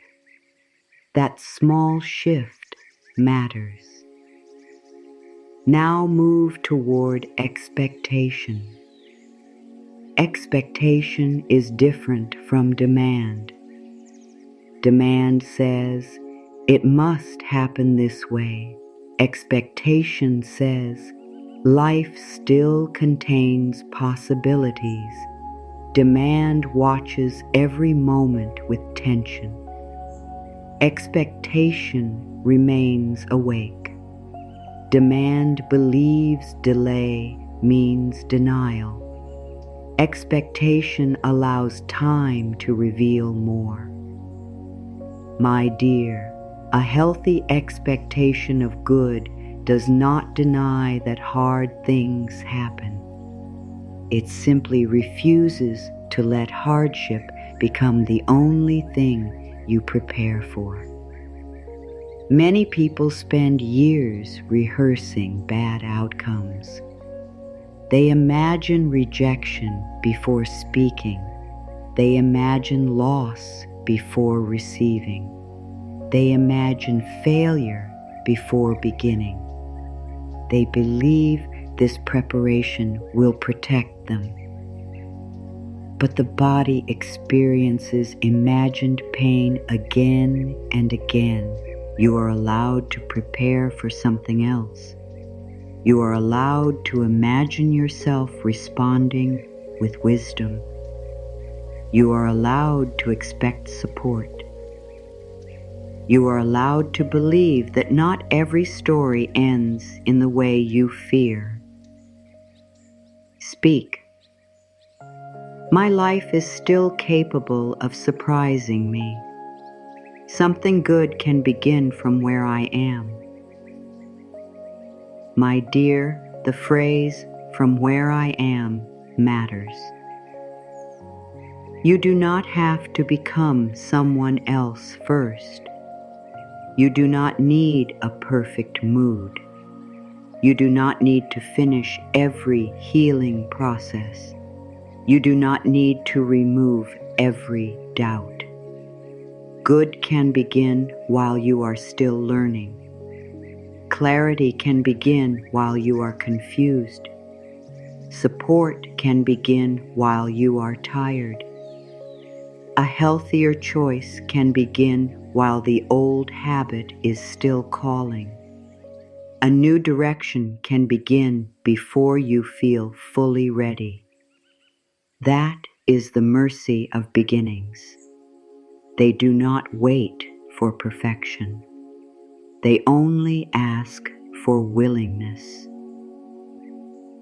From this moment, I choose words that leave room for hope. From this moment, I stop using pain as a complete map of the future. From this moment, I meet support without deciding I do not deserve it. From this moment, I allow life to contain more than I can currently see. Let the declaration become quiet now. You do not need to add more lines. You do not need to repeat everything. Notice what remains after the words. Perhaps there is warmth. Perhaps there is discomfort. Perhaps there is nothing you can name. All of it is allowed. My dear, an affirmation does not fail because you do not feel immediate peace. Sometimes a true statement first reveals where the pain is. I am worthy of care may reveal how uncared for you have felt. I receive without guilt may reveal how strongly you believe you must repay every kindness. My life can surprise me may reveal how long you have expected disappointment. This awareness is not a problem. It is an opening. You are seeing what needs tenderness as you are hearing the old agreement clearly enough to choose again. The declaration is not a command shouted at the heart. It is an invitation. The heart may approach slowly. Let it. Trust grows through safety, not force. My dear, carry only one line from this section into the next part of your day. Choose the line that feels alive. It may not be the most positive line. It may be the one that feels honest enough to support you. Perhaps it is, a new response is available to me. Perhaps it is, I leave room for an answer greater than my plan. Perhaps it is, something good can begin from where I am. One living sentence is more useful than many empty ones. Allow it to walk beside you. Let it return when the old thought becomes loud. Let it remind you that your inner world is not closed. There is space here now. Not a perfect space, not an empty space, a living space. And that is enough for something new to begin. Opening your heart to good is not only about what you say, it is also about what you are willing to make room for. You may ask for peace while filling every quiet moment with noise. You may ask for love while giving all your time to relationships that leave you drained. You may ask for a new direction while holding tightly to every old plan. You may ask for support while refusing to let anyone know what you need. There is no judgment in this. Most people learn how to ask before they learn how to receive. They know how to hope. They know how to work. They know how to keep going. But receiving often asks for something different. It asks for space. My dear, imagine your life as a house with many rooms. Some rooms are active and bright. Some are crowded with old memories. Some contain unfinished tasks, unspoken feelings, and responsibilities that no longer belong to you. Some rooms have been closed for so long that you have forgotten what is inside.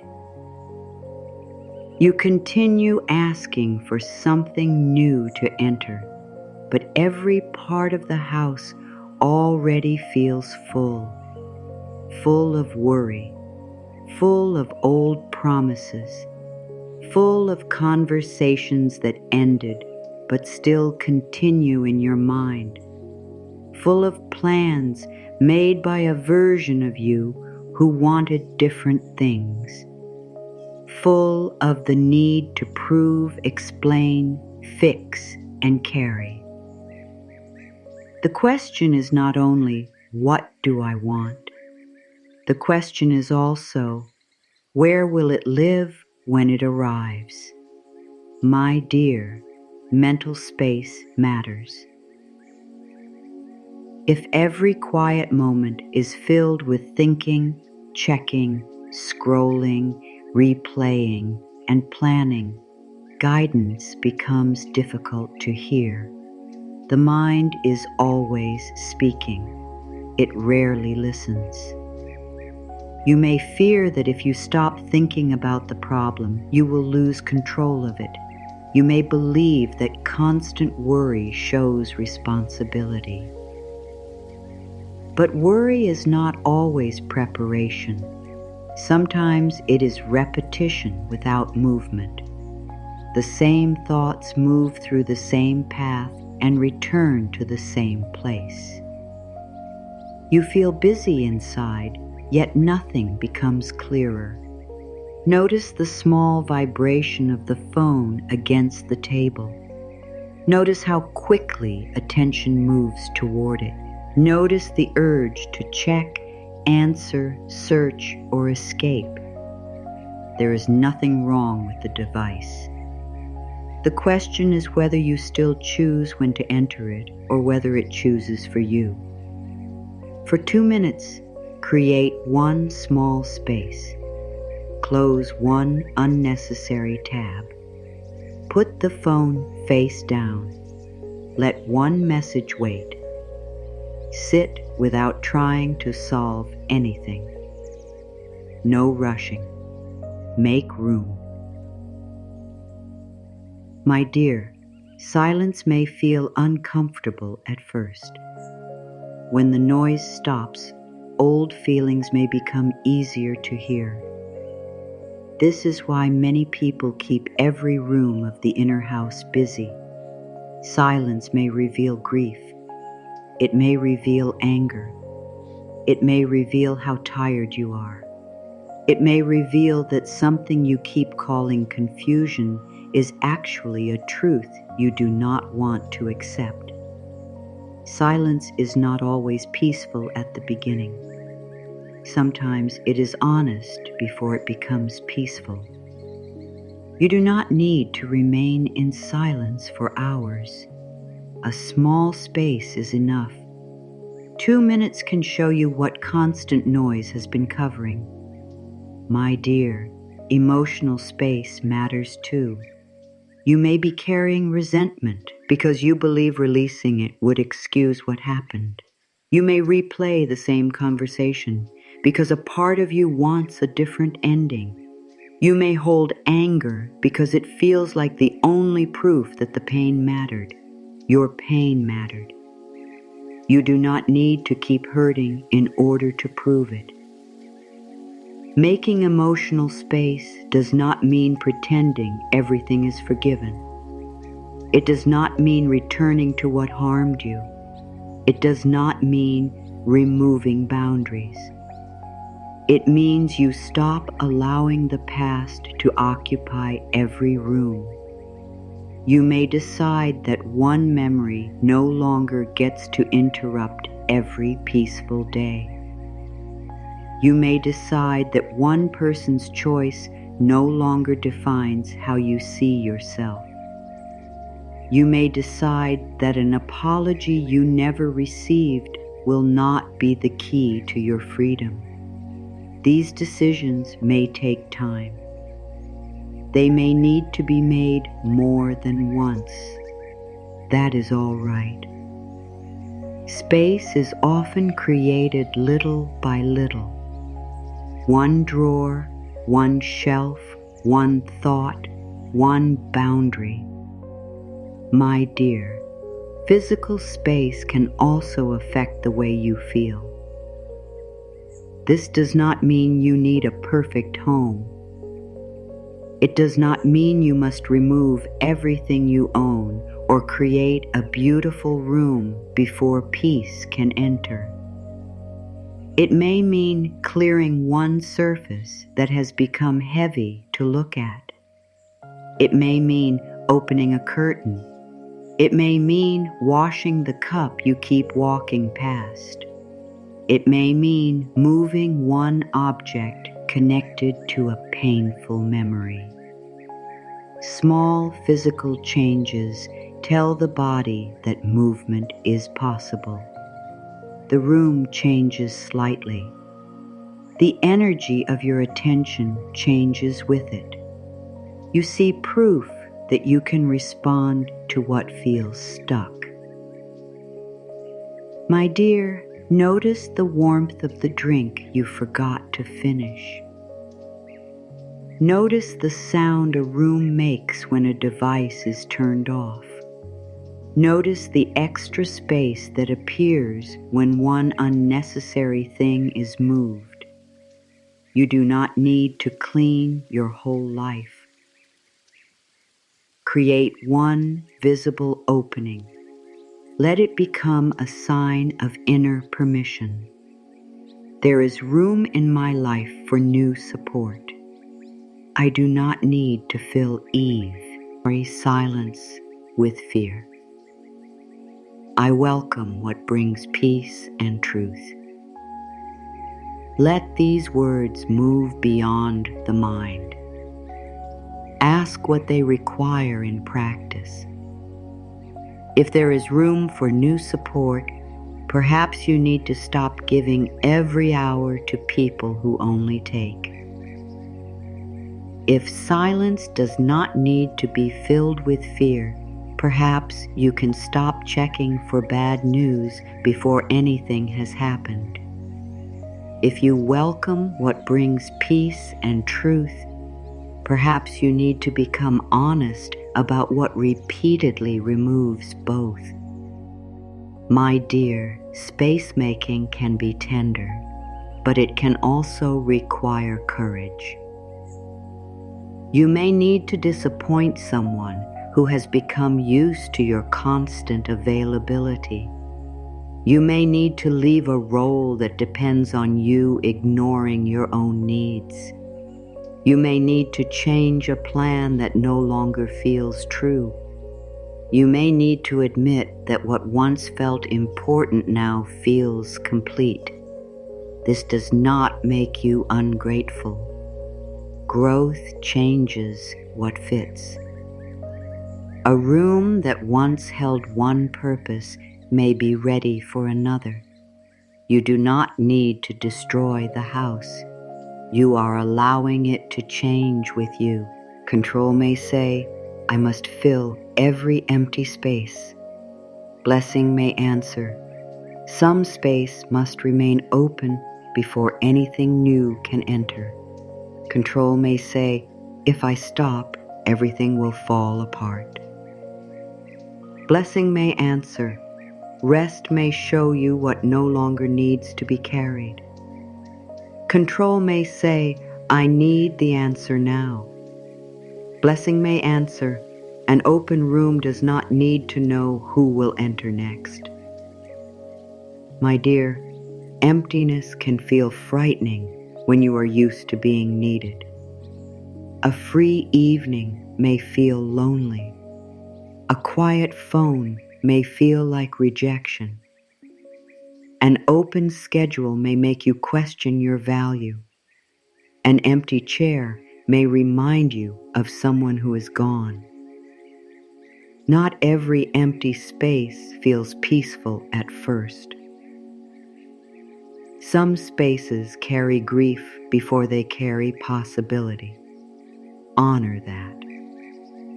You do not need to turn every absence into a positive lesson. You can simply let the space exist without rushing to fill it with the next thing.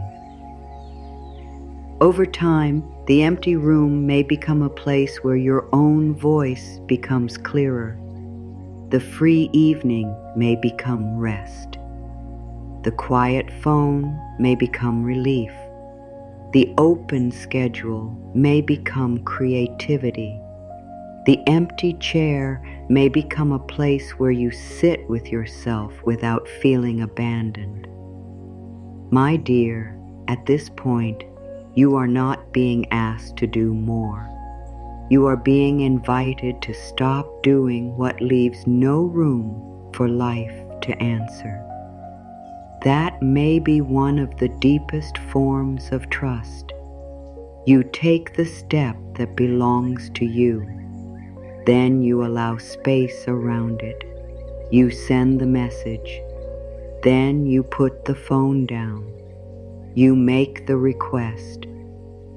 Then you continue living. You prepare carefully.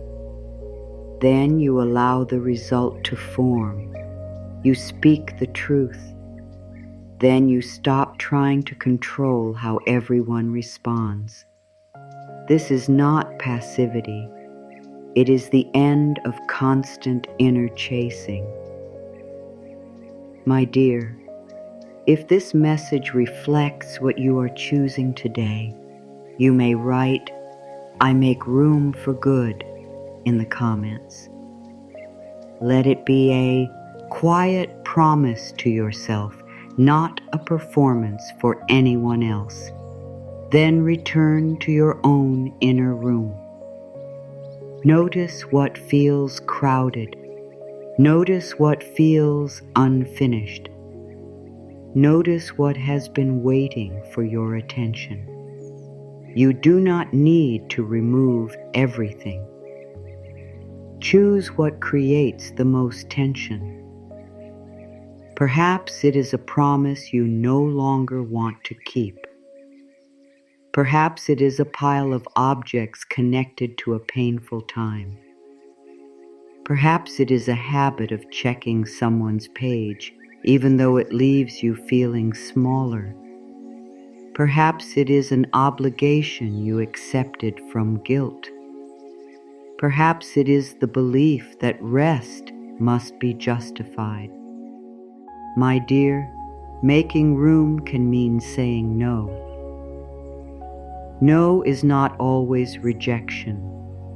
Sometimes no is protection for what you are trying to grow. No to one more task when your body is asking for rest. No to a conversation that continues only to create harm. No to the need to explain your boundary until everyone agrees with it.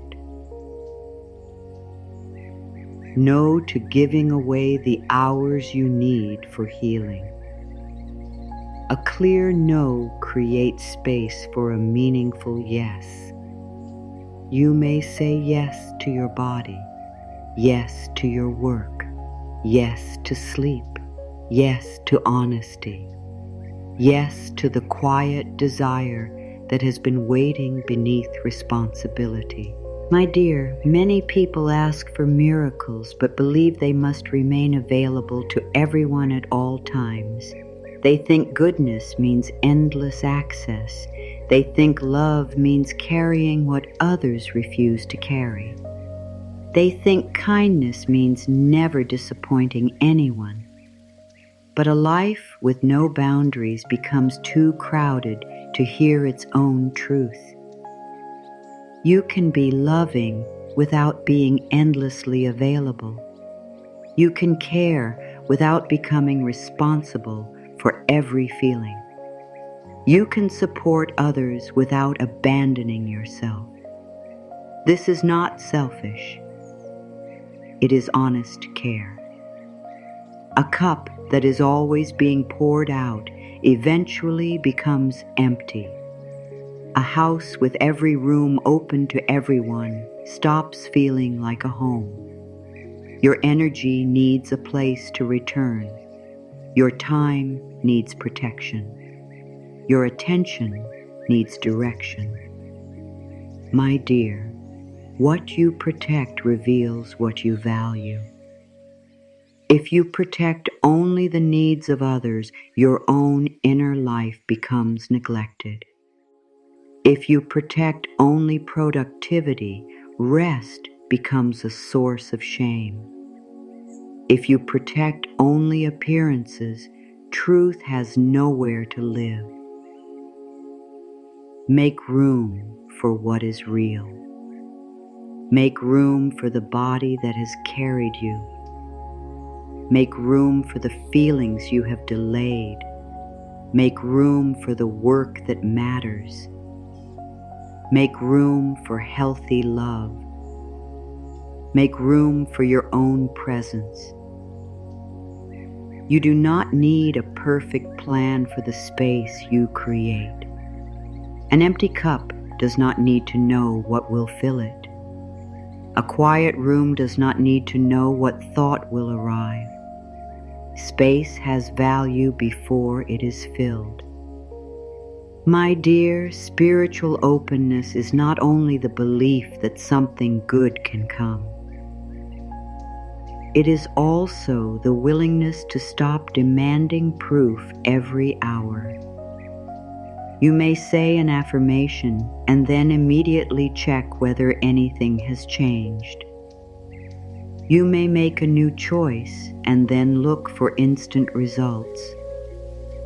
You may create a boundary and then question it because no reward has appeared.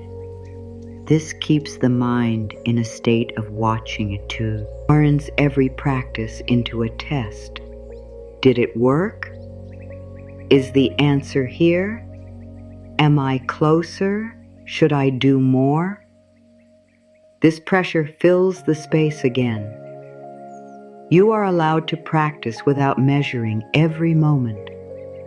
You are allowed to speak kind words without demanding immediate joy. You are allowed to rest before the answer comes. You are allowed to believe that growth is occurring even when it cannot yet be counted. My dear, some changes need quiet. A new belief needs time to become familiar. A boundary needs time to change old patterns. A rested body needs time to remember what safety feels like. A new direction needs time to become visible. Do not dig up every beginning to check whether it is growing. Care for it, then allow it to remain unseen for a while. This does not mean ignoring reality. You will still observe. You will still respond. You will still make changes when needed.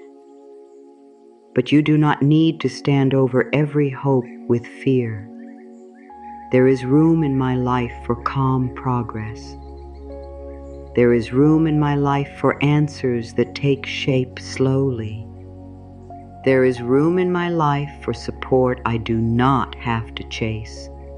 These words are not a demand. They are permission. My dear, make room in your schedule for one thing that does not need to produce anything. Make room for a walk without turning it into a goal. Make room for music without doing another task at the same time. Make room for food eaten slowly. Make room for a conversation that is not about solving a problem. Make room for sleep before exhaustion makes the choice for you. This kind of space teaches the body that life is more than survival. You are not a machine created only to respond, complete, fix, and carry. You are a living person. You need moments in which nothing is being demanded. Those moments are not empty. They restore your ability to choose. My dear, perhaps the greatest room you can create is the room to become different. People may expect you to remain the version of yourself they understand. They may prefer the person who never said no. They may prefer the person who stayed quiet. They may prefer the person who accepted less. They may prefer the person who carried everything. When you change, they may call it distance. They may call it selfishness. They may say, you are not the same. They may be right. You are not meant to remain the same forever. You are allowed to become someone who protects peace. You are allowed to value your time. You're allowed to choose relationships that feel mutual. You're allowed to create a life that has room for you inside it. My dear, this is where receiving becomes real. It is not only saying, I am open. It is clearing what blocks the opening. It is refusing to fill every moment with fear. It is ending agreements that keep you small. It is allowing quiet. It is trusting that space is not the same as loss. Look around your inner house. Which room needs air? Which room needs truth? Which room needs a boundary? Which room needs rest? Do not answer every question at once. Say, choose one. Then make one small opening. Close the tab. Move the object. Decline the request. Take the rest. Write the truth. Ask for help. Sit in silence. My dear, these actions may look ordinary, but they change the shape of your life. They create conditions in which clarity can arrive, They allow energy to return. They show the heart that it no longer has to live crowded by everything it has outgrown. You have spoken the words. Now you are making a place for them to live. And when space appears, the next honest step becomes easier to see. Words can open something inside you, but the life you want also asks for movement. Not hurried movement, not fearful movement, not the kind that leaves you exhausted before anything has had time to grow. The next step is simpler than that. It is the choice to let your words become visible in the way you live. If you say, "I respect myself," then self-respect must begin entering your decisions. If you say, "I welcome peace," then peace must be given a place in your day. If you say, "I am open to support," then you may need to stop refusing every hand that reaches toward you. If you say, "My life can change," then you must allow yourself to make at least one choice that does not belong to the old pattern. My dear, this is where an affirmation becomes more than a beautiful sentence. It becomes a direction. It becomes a small bridge between what you believe and what you practice. You do not need to cross the whole bridge today. You only need to place one foot on it. One step, not the whole road. Many people wait to feel completely ready before they act. They believe confidence must come first. They think fear should disappear before they send the message, ask the question, protect the boundary, or begin the work. But confidence often grows after movement. Clarity often becomes stronger after the first honest action. You may not feel ready because the next step is unfamiliar. The body may tighten. The stomach may move slightly. The mind may offer 10 reasons to stay where you are. That does not always mean the step is wrong. Sometimes it means the step is new. Feel the soles of your feet touching the floor. Press them down gently. Notice the surface supporting your weight. You do not need to hold yourself above the earth. You are already being held. Let that support remind you that movement does not need to come from panic. You can act from steadiness. My dear, there are two very different kinds of action. One comes from fear. The other comes from truth. Fearful action says, do something quickly before everything falls apart. Truthful action says, choose what supports peace, respect, and clear direction. Fearful action sends the message because silence feels unbearable.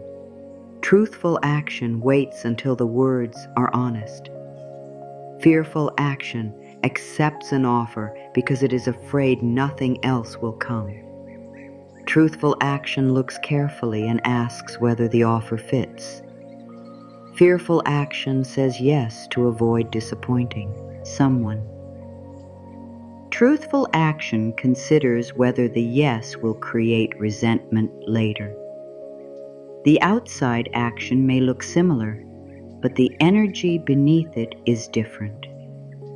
One abandons you. The other includes you. My dear, the good you are asking to receive should not require you to leave yourself behind. A healthy opportunity should not demand that you silence every warning inside you. A loving connection should not require constant proof of your worth. A peaceful life should not be built through choices that keep your body in fear. This is why action needs honesty. The question is not only, what can I do? The deeper question is, what can I do without turning against myself? Perhaps the next step is sending one respectful message. Perhaps it is opening the document you have avoided. Perhaps it is asking for clear information instead of guessing. Perhaps it is resting before making a large decision. Perhaps it is saying no where resentment has been growing. Perhaps it is accepting help without explaining why you should have been able to manage alone. These steps may look ordinary, but ordinary actions can change the direction of a life. One step can create clarity. One step can return courage to the body. One step can interrupt an old pattern. One step can show you that you are no longer waiting without power. My dear, action does not need to be dramatic to be real. You may have been taught to believe that change must come through a great act of courage. You imagine leaving everything, beginning something enormous, or making a choice that everyone can see. But many lasting changes begin where no one is watching. They begin when you stop replying from anger. They begin when you go to sleep instead of continuing a painful argument inside your mind. They begin when you keep one promise to yourself. They begin when you place money aside rather than spending from stress. They begin when you choose food, rest, movement, or care because your body matters. They begin when you stop calling your deepest need unimportant. These are living declarations. They say, my life deserves my attention. They say, my peace is not an extra thing. They say, I am becoming someone I can depend on. My dear, trust in life becomes stronger when you also learn to trust your own actions. If you keep telling yourself that you will set a boundary but never do, the inner voice begins to doubt your promises. If you say you will rest but continue pushing until the body has no choice, the body learns that its signals will be ignored.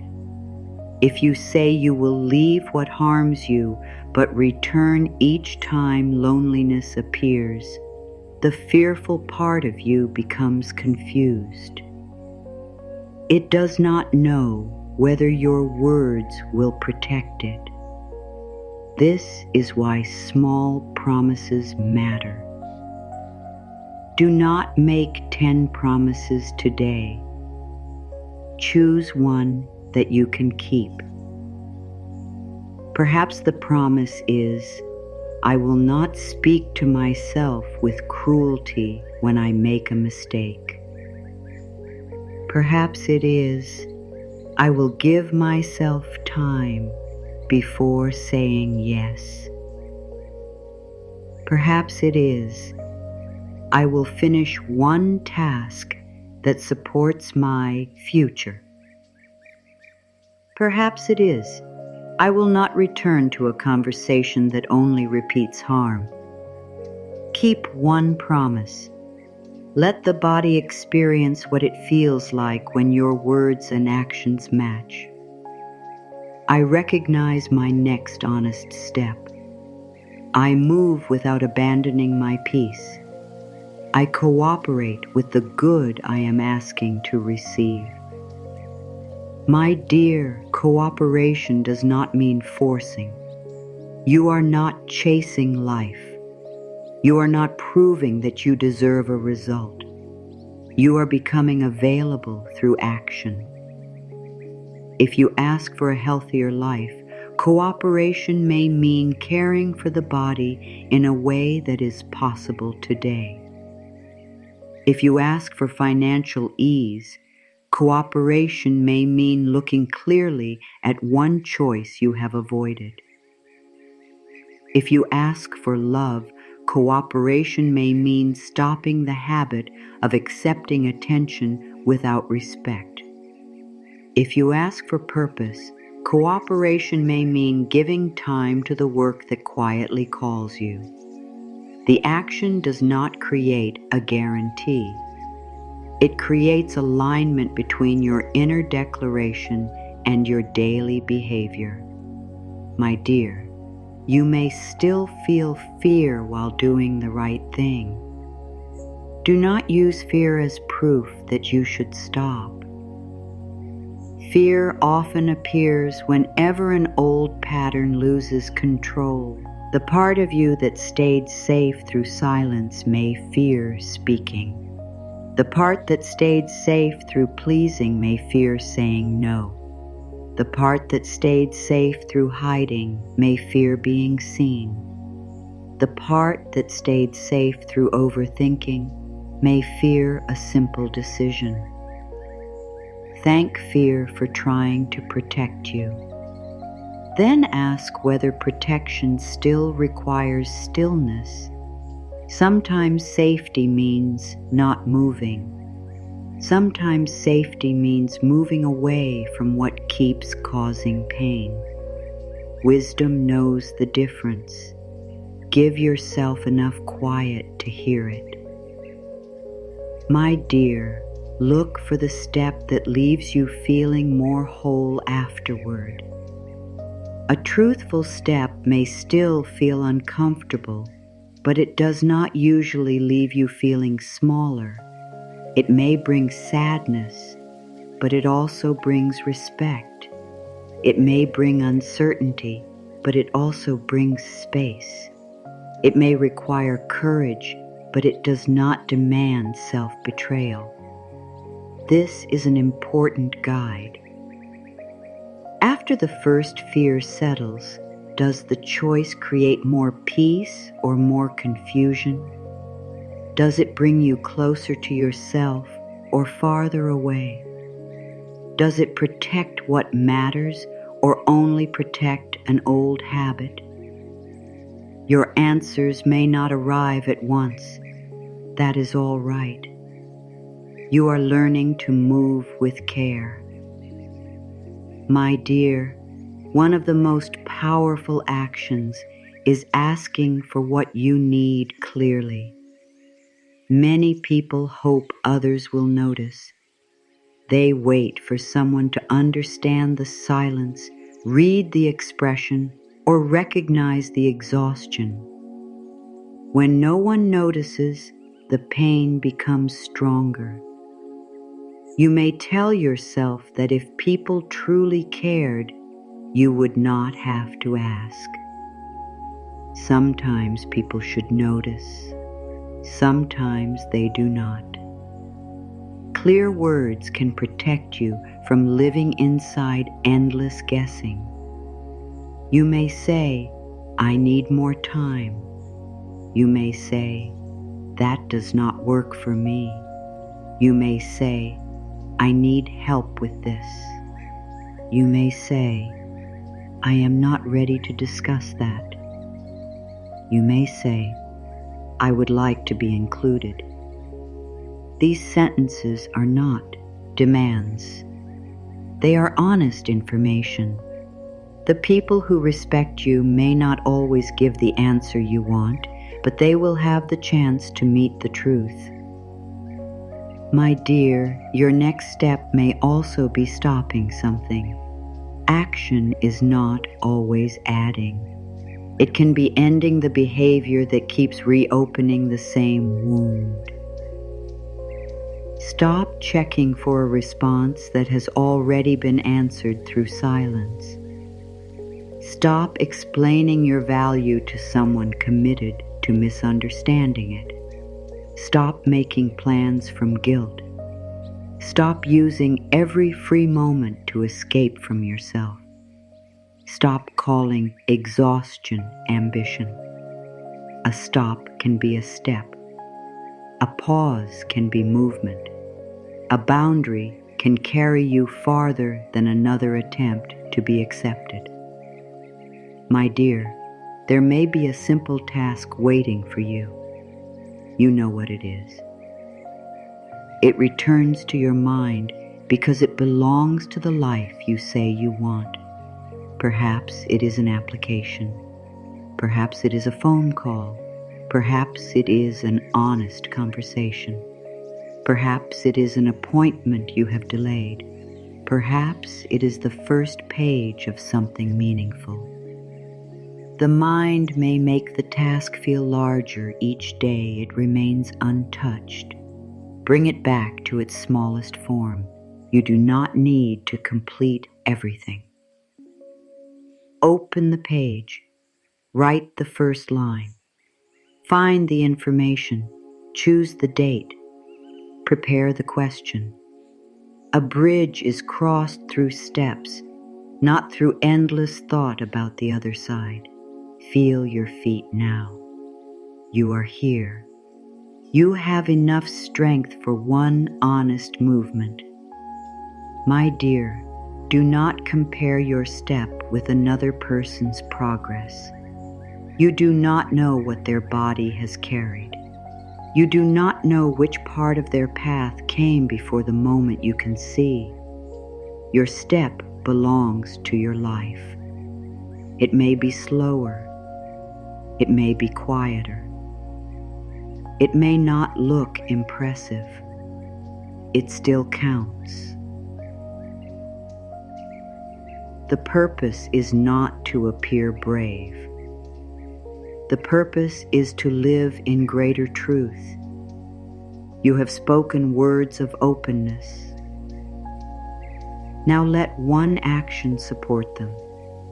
You have spoken words of worthiness. Now make one choice that reflects your value.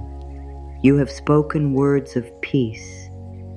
Now remove one thing that repeatedly takes peace away. My dear, life may not answer every action in the way you expect. You may take a brave step and still face a closed path. You may speak honestly and receive an answer you did not want. The value of the action is not only in the result, it is also in the person you become by refusing to remain hidden. You learn that you can survive clarity. You learn that you can respect yourself even when others do not understand. You learn that you can move through disappointment without making it your identity. You learn that your life does not end when one path closes. This knowledge is strength. It cannot always be seen, but it changes the way you meet the future. My dear, your declaration is becoming alive, not through force, through consistency, through one kept promise, through one clear boundary, through one task begun, through one truthful request. The path does not need to reveal its full length. The next step is enough. There are moments when the words feel true. There are also moments when they feel very far away. You may speak kindly to yourself in the morning and still face the same problem by evening. You may make room, take a step, and remain unsure. You may do everything you know how to do and still find yourself waiting. This part can be painful. My dear, there are seasons when spiritual words sound easy to people who are not carrying what you are carrying. They tell you to remain positive. They tell you to trust. They tell you that everything has a reason. But when the nights feel long, the bills continue, the body hurts, the relationship remains uncertain, or the answer does not come, those words may feel too small. You are allowed to admit that. You do not have to hide your tiredness beneath a beautiful statement. You do not have to turn pain into a lesson before you have felt it. You do not have to smile at something that is hurting you. The weight is real. The uncertainty is real. The waiting is real. My dear, your pain does not mean you have failed spiritually. Your sadness does not block every good thing. Your fear does not make you less worthy. You can be open and tired at the same time. You can believe that change is possible while wishing it had already arrived. You can hold hope with shaking hands. That still counts. Feel the heaviness around your eyes. Notice the tension beneath your ribs. Listen to the movement outside the room. Traffic may continue. Rain may touch a window. A distant voice may rise and disappear. The world keeps moving even when your own life feels still. You do not need to match its speed. For this moment, you can remain where you are, still here, still worthy, still becoming. My dear, some waiting feels peaceful because you know what you are waiting for. Other waiting feels like standing on water without seeing land. You do not know how long it will last. You do not know whether the answer will look like the one you want. You do not know what else you should do. The mind dislikes this kind of uncertainty. It wants to create a conclusion. If nothing has happened yet, nothing will happen. If I still feel pain, I am not healing. If the answer is late, I have been forgotten. If I do not know what to do, I must be lost. These conclusions may bring a strange sense of control. A painful answer can feel easier than no answer. But uncertainty is not proof of failure. It is the place where the story has not finished speaking. My dear, you do not need to turn uncertainty into a promise. You do not have to say that the exact thing you want is guaranteed. You only need to stop turning the unknown into a final no. Your life can remain open even while you are waiting for the answer. Open does not mean endlessly hopeful. Open means you continue caring for yourself. Open means you notice information as it arrives. Open means you allow another path to become visible. Open means you do not make suffering your permanent home. Imagine a small boat held by an anchor in calm water. The anchor does not stop the water from moving. It does not control the wind. It does not command the sky. It gives the boat a point of steadiness. My dear, you also need an inner anchor, not a promise that nothing difficult will happen, not a belief that you must always feel calm. An anchor can be one truth that remains when the mind becomes afraid. I will not abandon myself. I will care for my body through this. I will ask for help when I need it. I will not turn one hard season into a judgment of my worth. Choose a truth that does not depend on the outside answer. Let it hold you while the water moves. Worry may say, the silence means nothing is happening. Trust may answer, the silence only means I cannot see the whole movement yet. Worry may say, you have waited too long. Trust may answer, I can honor my tiredness without deciding that life is finished. Worry may say, you should be stronger. Trust may answer, strength can look like resting today. My dear, this inner dialogue does not need to end with worry disappearing. Worry may remain nearby.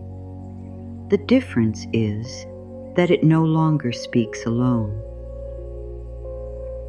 There is another voice in the boat, a steadier voice, a voice that does not make wild promises, a voice that says, we will meet what comes when it comes. That may be enough for today. Before moving toward the final practice, there is one truth you need on the days when hopeful words feel far away. You do not need to feel a powerful emotion for a kind sentence to matter. You can say, I will care for myself today while feeling sad. You can say, I do not know what happens next without adding, and it will be terrible. You can say, I need rest and allow rest to be the answer for the moment. Kindness is still kindness when your voice shakes. Hope is still hope when it feels small. A candle does not become useless because it cannot light the whole sky. My dear, do not demand joy from a tired heart. Offer it safety. Offer it food. Offer it sleep. Offer it fewer decisions. Offer it a break from people who require explanation. Offer it one honest conversation. Offer it time. There are moments when the most spiritual choice is not another affirmation. It is care. The body may be asking for support that words alone cannot provide. Listen carefully. Seek help when help is needed. Let wisdom be practical. You do not need to carry everything through inner strength. Support can have many forms. It can be a conversation. It can be professional guidance. It can be a meal. It can be rest. It can be asking someone to stay near. My dear, receiving help does not mean your faith is weak. It means you understand that care can reach you through human hands. The belief that you must solve everything alone may be one of the heaviest beliefs you carry. You are allowed to need. You are allowed to ask. You are allowed to say, I cannot hold all of this today. That sentence can be an opening. I do not shame myself for feeling tired. I can rest without giving up on my life. I remain connected to hope in a quiet way. Let those words hold no demand. You do not have to rise from this moment feeling transformed. You do not have to become excited about the future. A softer goal is enough. Remain connected to yourself. Do not disappear from your own care. My dear, there may be days when waiting makes you angry. You have been patient. You have spoken kindly. You have tried. Yet the answer still feels distant. Anger is allowed. It may be protecting a deep sadness. It may be saying, "This matters to me." It may be saying, "I am tired of being strong."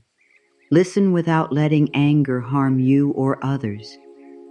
Give it a safe form. Write the truth. Move the body. Speak with someone who can hear without trying to fix everything. Anger does not cancel hope. Sometimes it clears the false calm that kept you silent. My dear, you may also feel jealous when someone else receives what you have been waiting for. That feeling can bring shame. You may believe a spiritual person should only feel happy for others. But the heart is not so simple. You can care about another person's joy and still feel your own ache. You can celebrate them and need space afterward. You can bless their path without using it as proof that yours has been forgotten. Comparison becomes painful when you treat another person's timing as a judgment of your life. Their answer is not evidence against you. Their season does not measure your worth. Return to your own water. Return to your anchor. My dear, there are moments when waiting is no longer wise. Openness does not mean remaining forever in a place that keeps harming you. Sometimes the answer is in the pattern. Someone's repeated actions may already be speaking clearly. A situation may be asking for a choice rather than more patience. A dream may need a different method. A plan may need to change. Trust is not endless stillness. Trust can guide movement. Ask yourself gently, am I waiting because I feel guided to remain, or because I'm afraid to choose? The answer may not be simple. Give it time. Do not use hope to avoid truth. Do not use surrender to remain powerless. You can trust life and still take action. You can release control and still leave what is harmful. You can remain open while changing direction. My dear, your anchor is not attached to one result. It is attached to your own dignity, wisdom, and care. That is what keeps you from being carried away by every wave. The wave may be fear. The wave may be urgency. The wave may be another person's opinion. The wave may be a bad day that tries to define the whole season. Let the wave move. You do not need to become it. A feeling is real, but it is not always a final instruction. Sadness may ask for rest. Fear may ask for information. Anger may ask for a boundary. Loneliness may ask for connection. Listen for the need beneath the feeling. My dear, sometimes peace arrives before the answer. At first, this may feel strange. You may think you are giving up because you are no longer thinking about the problem every hour. But peace is not always surrendering the desire. Sometimes peace is releasing the belief that worry keeps the desire alive. You can care without constant tension. You can hope without checking every minute. You can continue without carrying the future in your chest. This is a quiet form of freedom. The water may still move. The boat may still turn slightly, but you are not lost. You have an inner place to return. I will not abandon myself. Let that be enough. Good is not always loud enough to interrupt you. Sometimes it waits inside an ordinary moment. It appears as a clear idea while you are washing a cup. It appears as relief after you finally say no. It appears as an offer you nearly dismiss because you are used to struggling alone. It appears as a peaceful hour that you almost fill with worry. My dear, becoming open to good does not mean waiting for a perfect event. It means becoming more able to notice what supports your life. Look closely. Good is not always loud. You may have trained your attention to notice what is missing. The unpaid bill stands out. The unanswered message stands out. The mistake stands out. The tiredness stands out. These things matter. But if your attention looks only for problems, support can enter quietly and leave without being fully received. A sincere compliment may be rejected. A helpful idea may be ignored. A moment of rest may be filled with guilt. A healthy person may be overlooked because calm does not feel exciting. A small improvement may be dismissed because it is not complete. My dear, receiving asks you to become present enough to let good register. When someone says something kind, notice the urge to push it away. You may say, "It was nothing." You may explain why they are wrong. You may change the subject. Try a simpler response. Thank you. Let the words enter. You do not need to build your worth on praise. You are simply allowing kindness to complete its journey. When rest becomes available, notice the urge to earn it. You may search for one more task. You may feel guilty for sitting still. Try saying, "This rest supports my life." Then let the body receive it. My dear, openness is not the same as accepting everything. You need discernment. Not every invitation is good. Not every opportunity fits. Not every person who shows interest deserves access to your inner world. Receiving wisely means noticing whether something respects your peace. A healthy opportunity may stretch you, but it does not require you to betray your values. A healthy relationship may challenge you, but it does not make fear the normal condition of love. A healthy path may involve effort, but it does not demand that you destroy yourself to prove commitment. This is alignment. Alignment is not a magical mood. It is the growing agreement between your words, choices, boundaries, and actions. You say you value peace, and you stop returning to chaos because it feels familiar. You say you value honesty, and you stop pretending to be fine when a clear conversation is needed.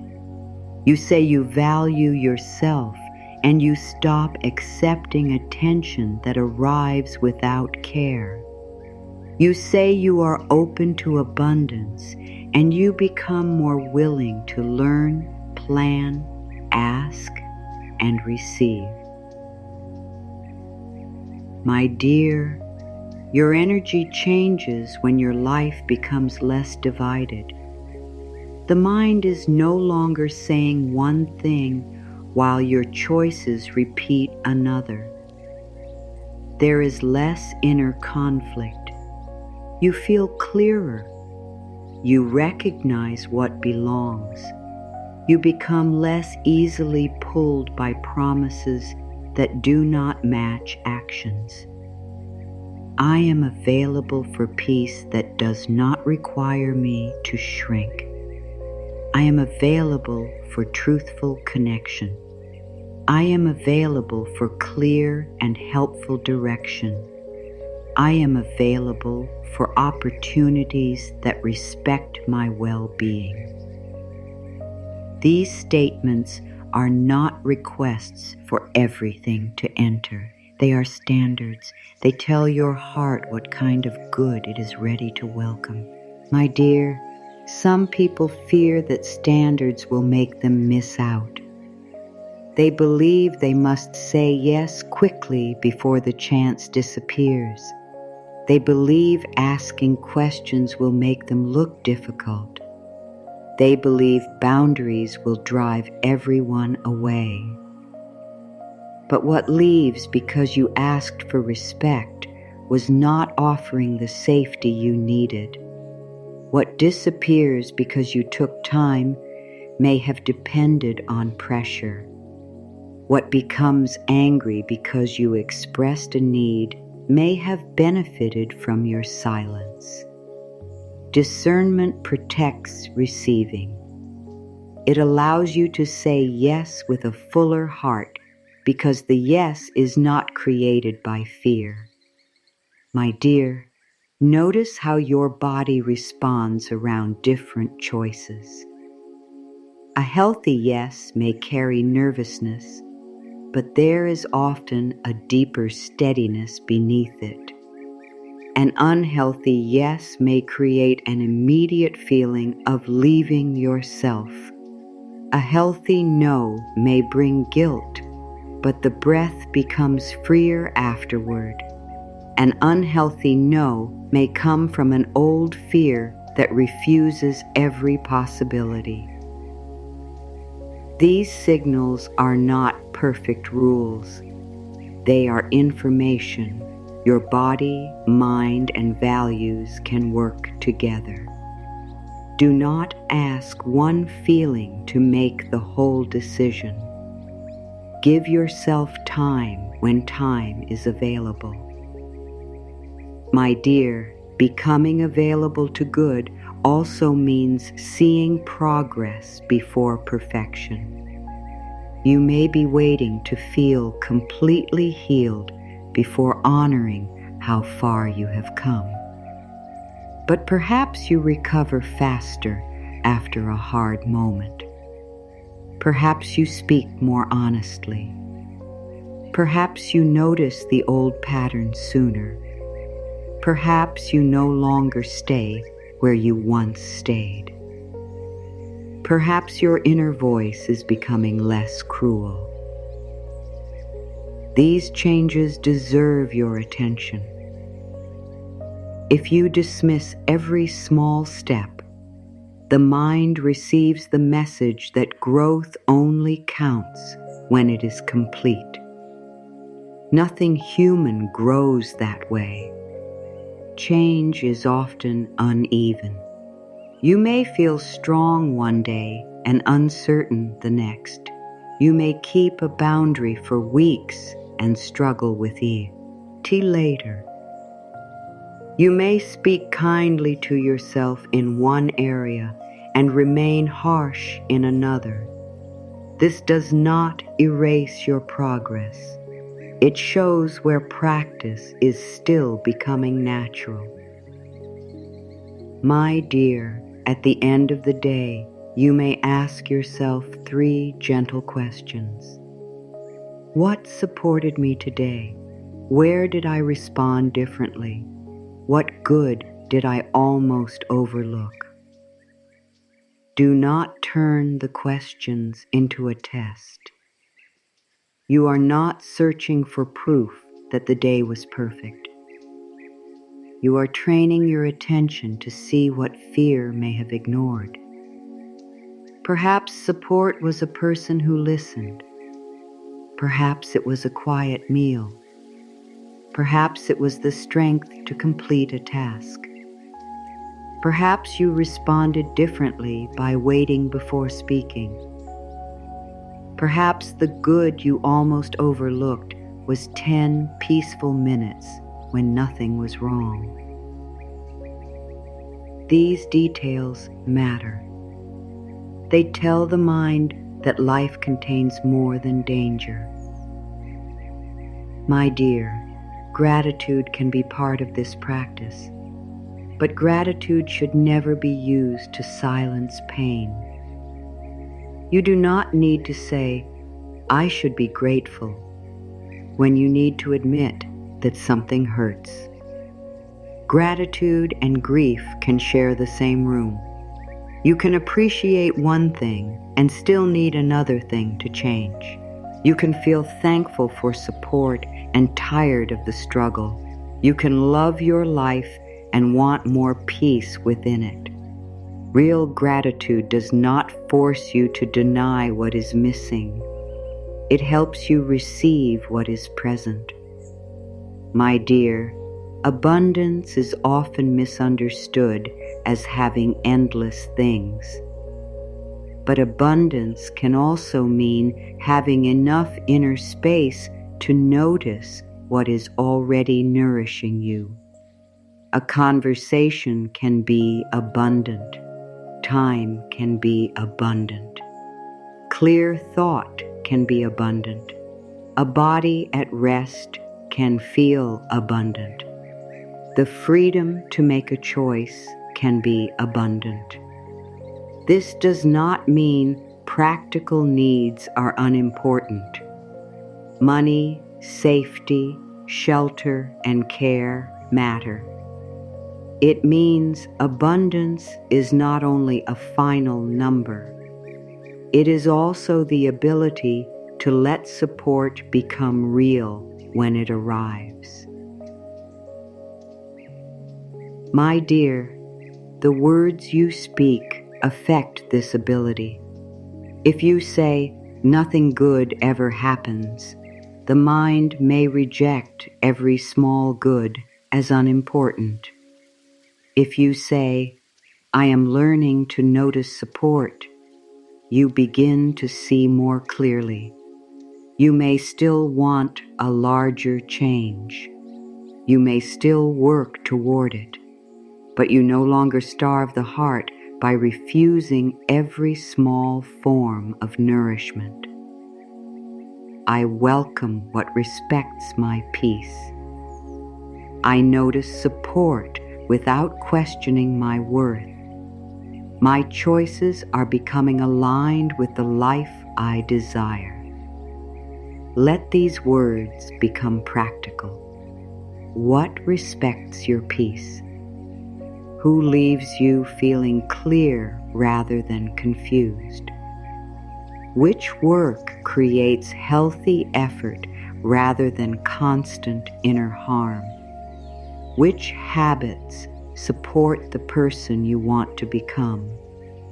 Which opportunities invite growth without demanding self-betrayal?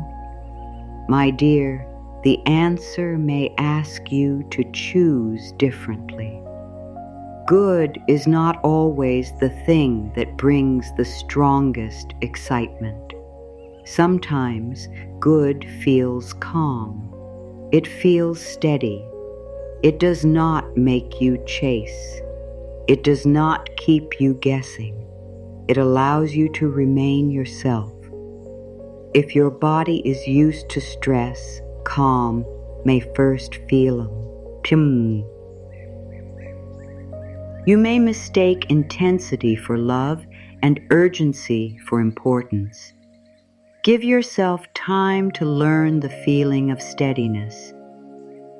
A peaceful connection may not create constant emotional highs. A healthy opportunity may not flatter every part of the ego. A wise decision may not be understood by everyone. Good can be quiet and still be powerful. My dear, you are becoming less available to what drains you and more available to what restores you. This is not closing your life. It is clearing your direction. You are not saying no to possibility. You are saying yes with greater care.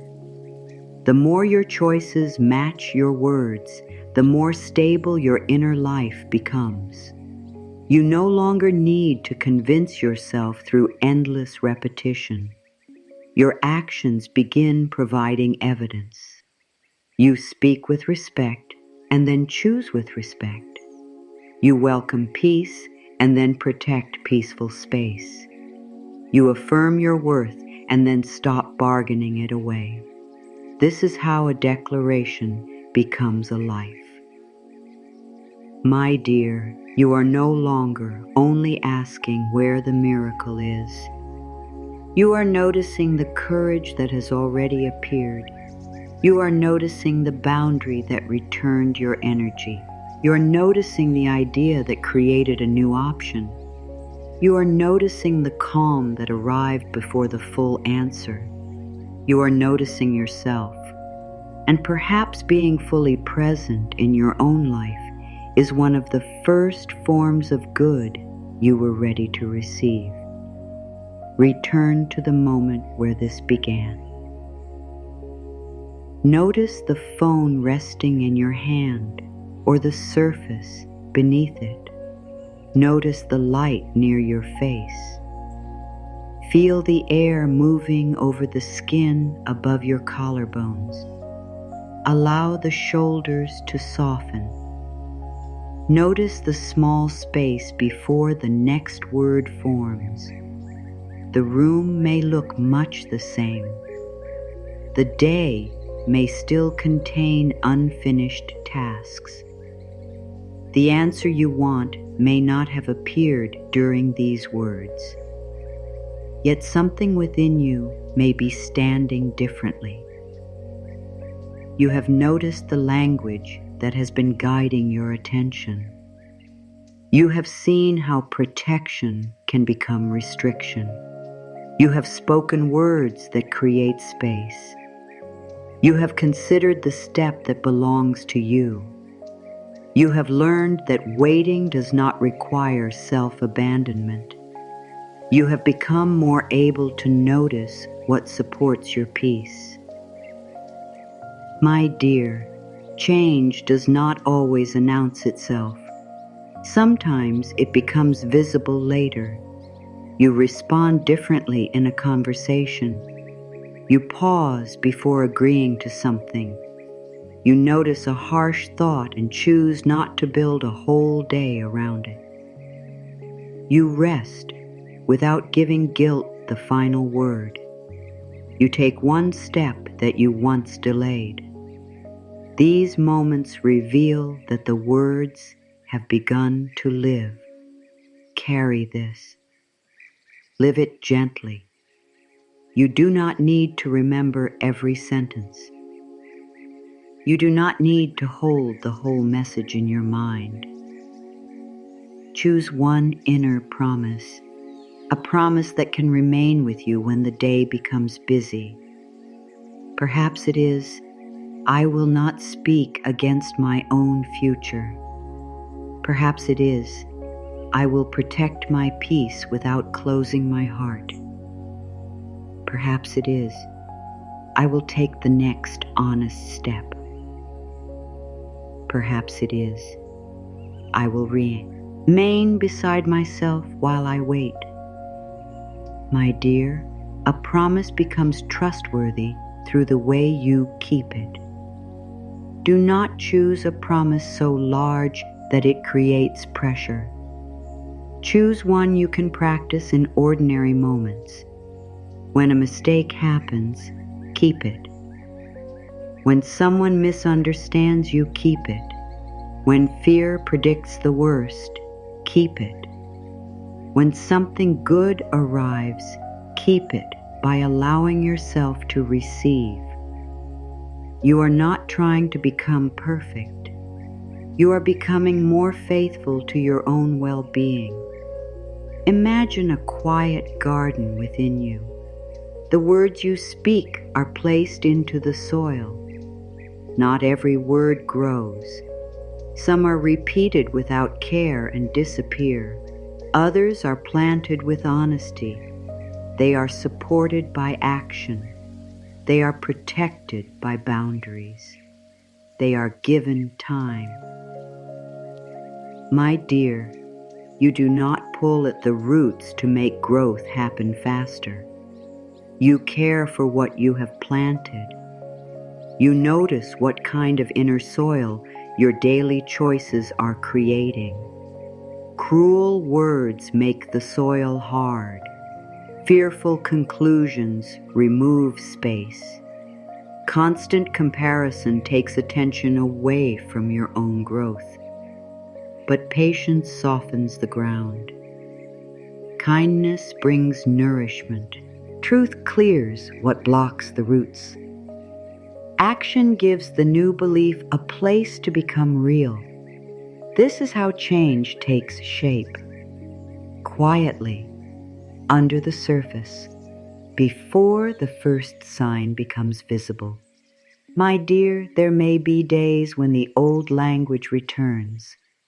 You may hear nothing is working. You may hear you are behind. You may hear you should give up. Do not treat the return of an old thought as the loss of all progress. Old thoughts follow familiar paths. A path becomes weaker when you stop walking it so often. Notice the thought. Name it as an old conclusion. Then choose the sentence that belongs to the person you are becoming.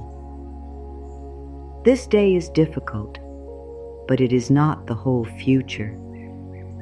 I can move at a pace that protects my health. I do not need to know everything before taking one wise step. My dear, the goal is not to control every thought. The goal is to stop giving every thought authority. A fearful sentence may enter. You decide whether it stays. You decide whether it becomes a declaration.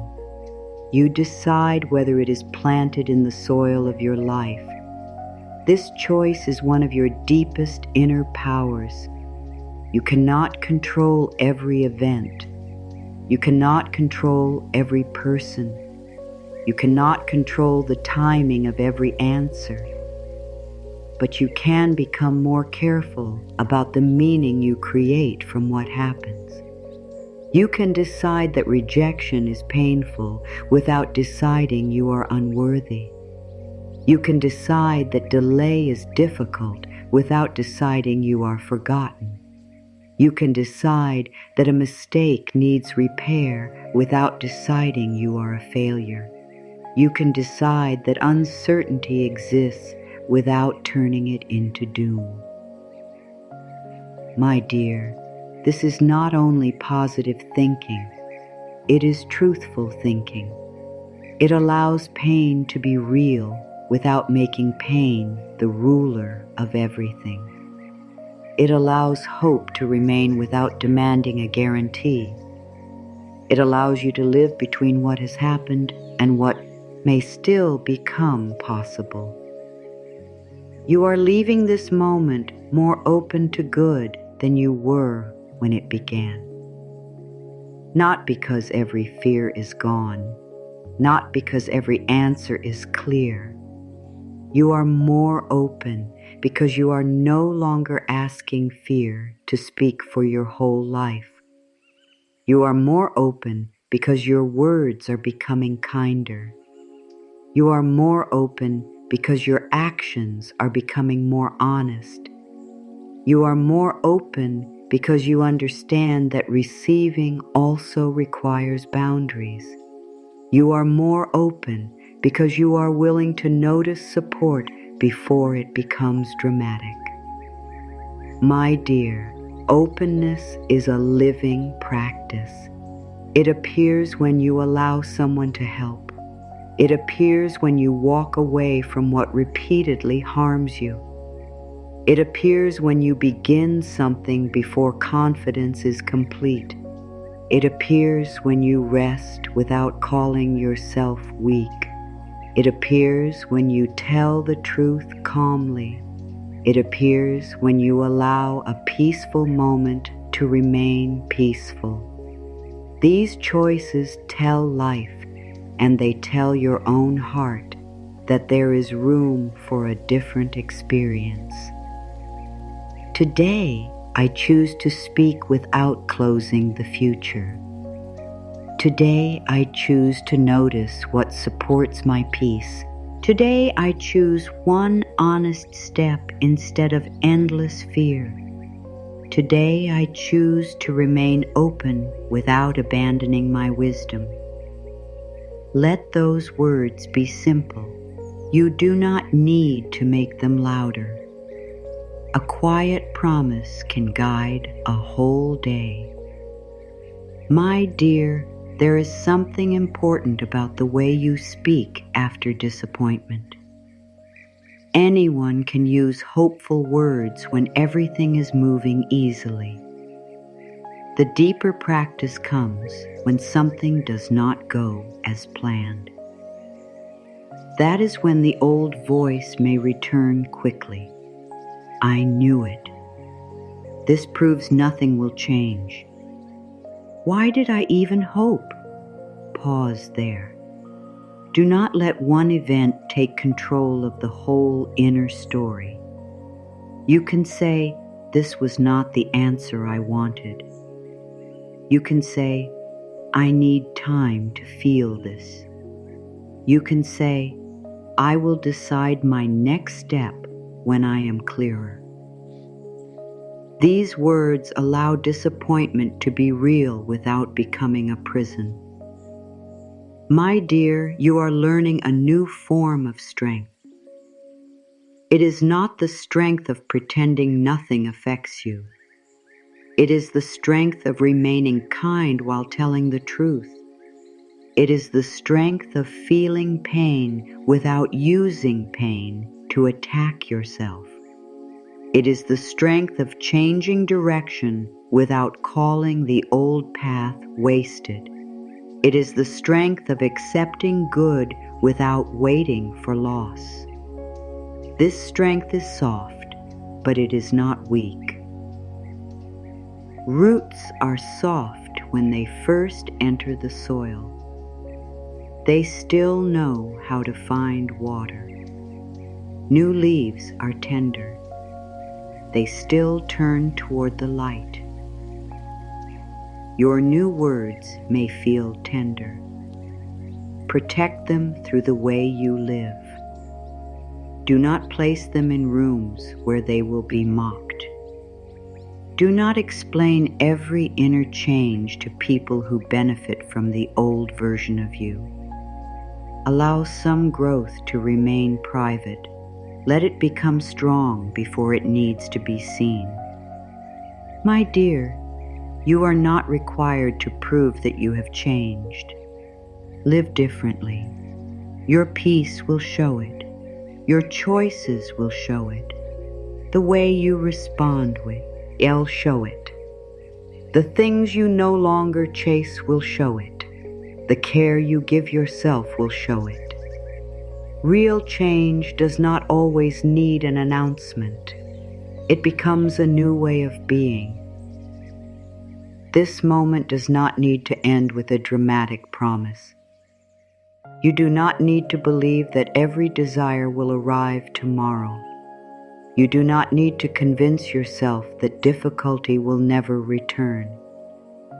Take something quieter with you. The knowledge that your words matter. The knowledge that an old thought is not a final truth. The knowledge that you can remain open and wise at the same time. The knowledge that one honest action can begin changing a direction. My dear, you may still be waiting. You may still be healing. You may still be learning what to release and what to protect. None of this makes you late. You are meeting your life from the place where you are now. That is the only place a real beginning can happen. Feel the breath moving through your body. Notice your hands. Notice the space around your shoulders. You are here. You are listening. You are able to choose the next sentence. Let it be a sentence that gives you room. Let it be a sentence that respects your pain without worshiping it. Let it be a sentence that reminds you that good may arrive through a form you have not planned.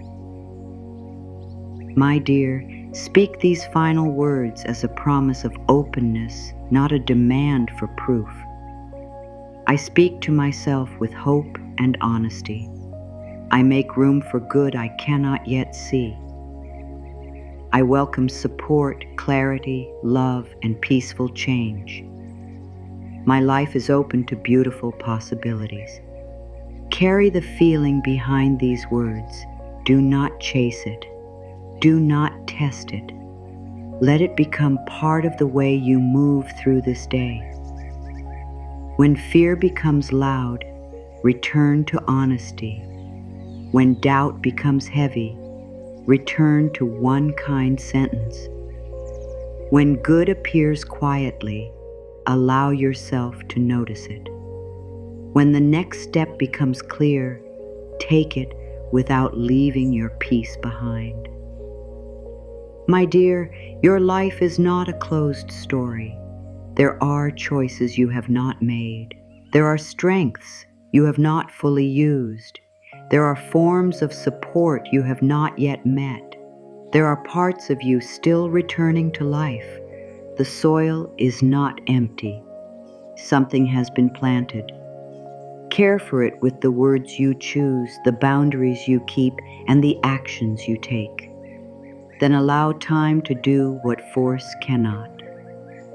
Good things are happening in my world now.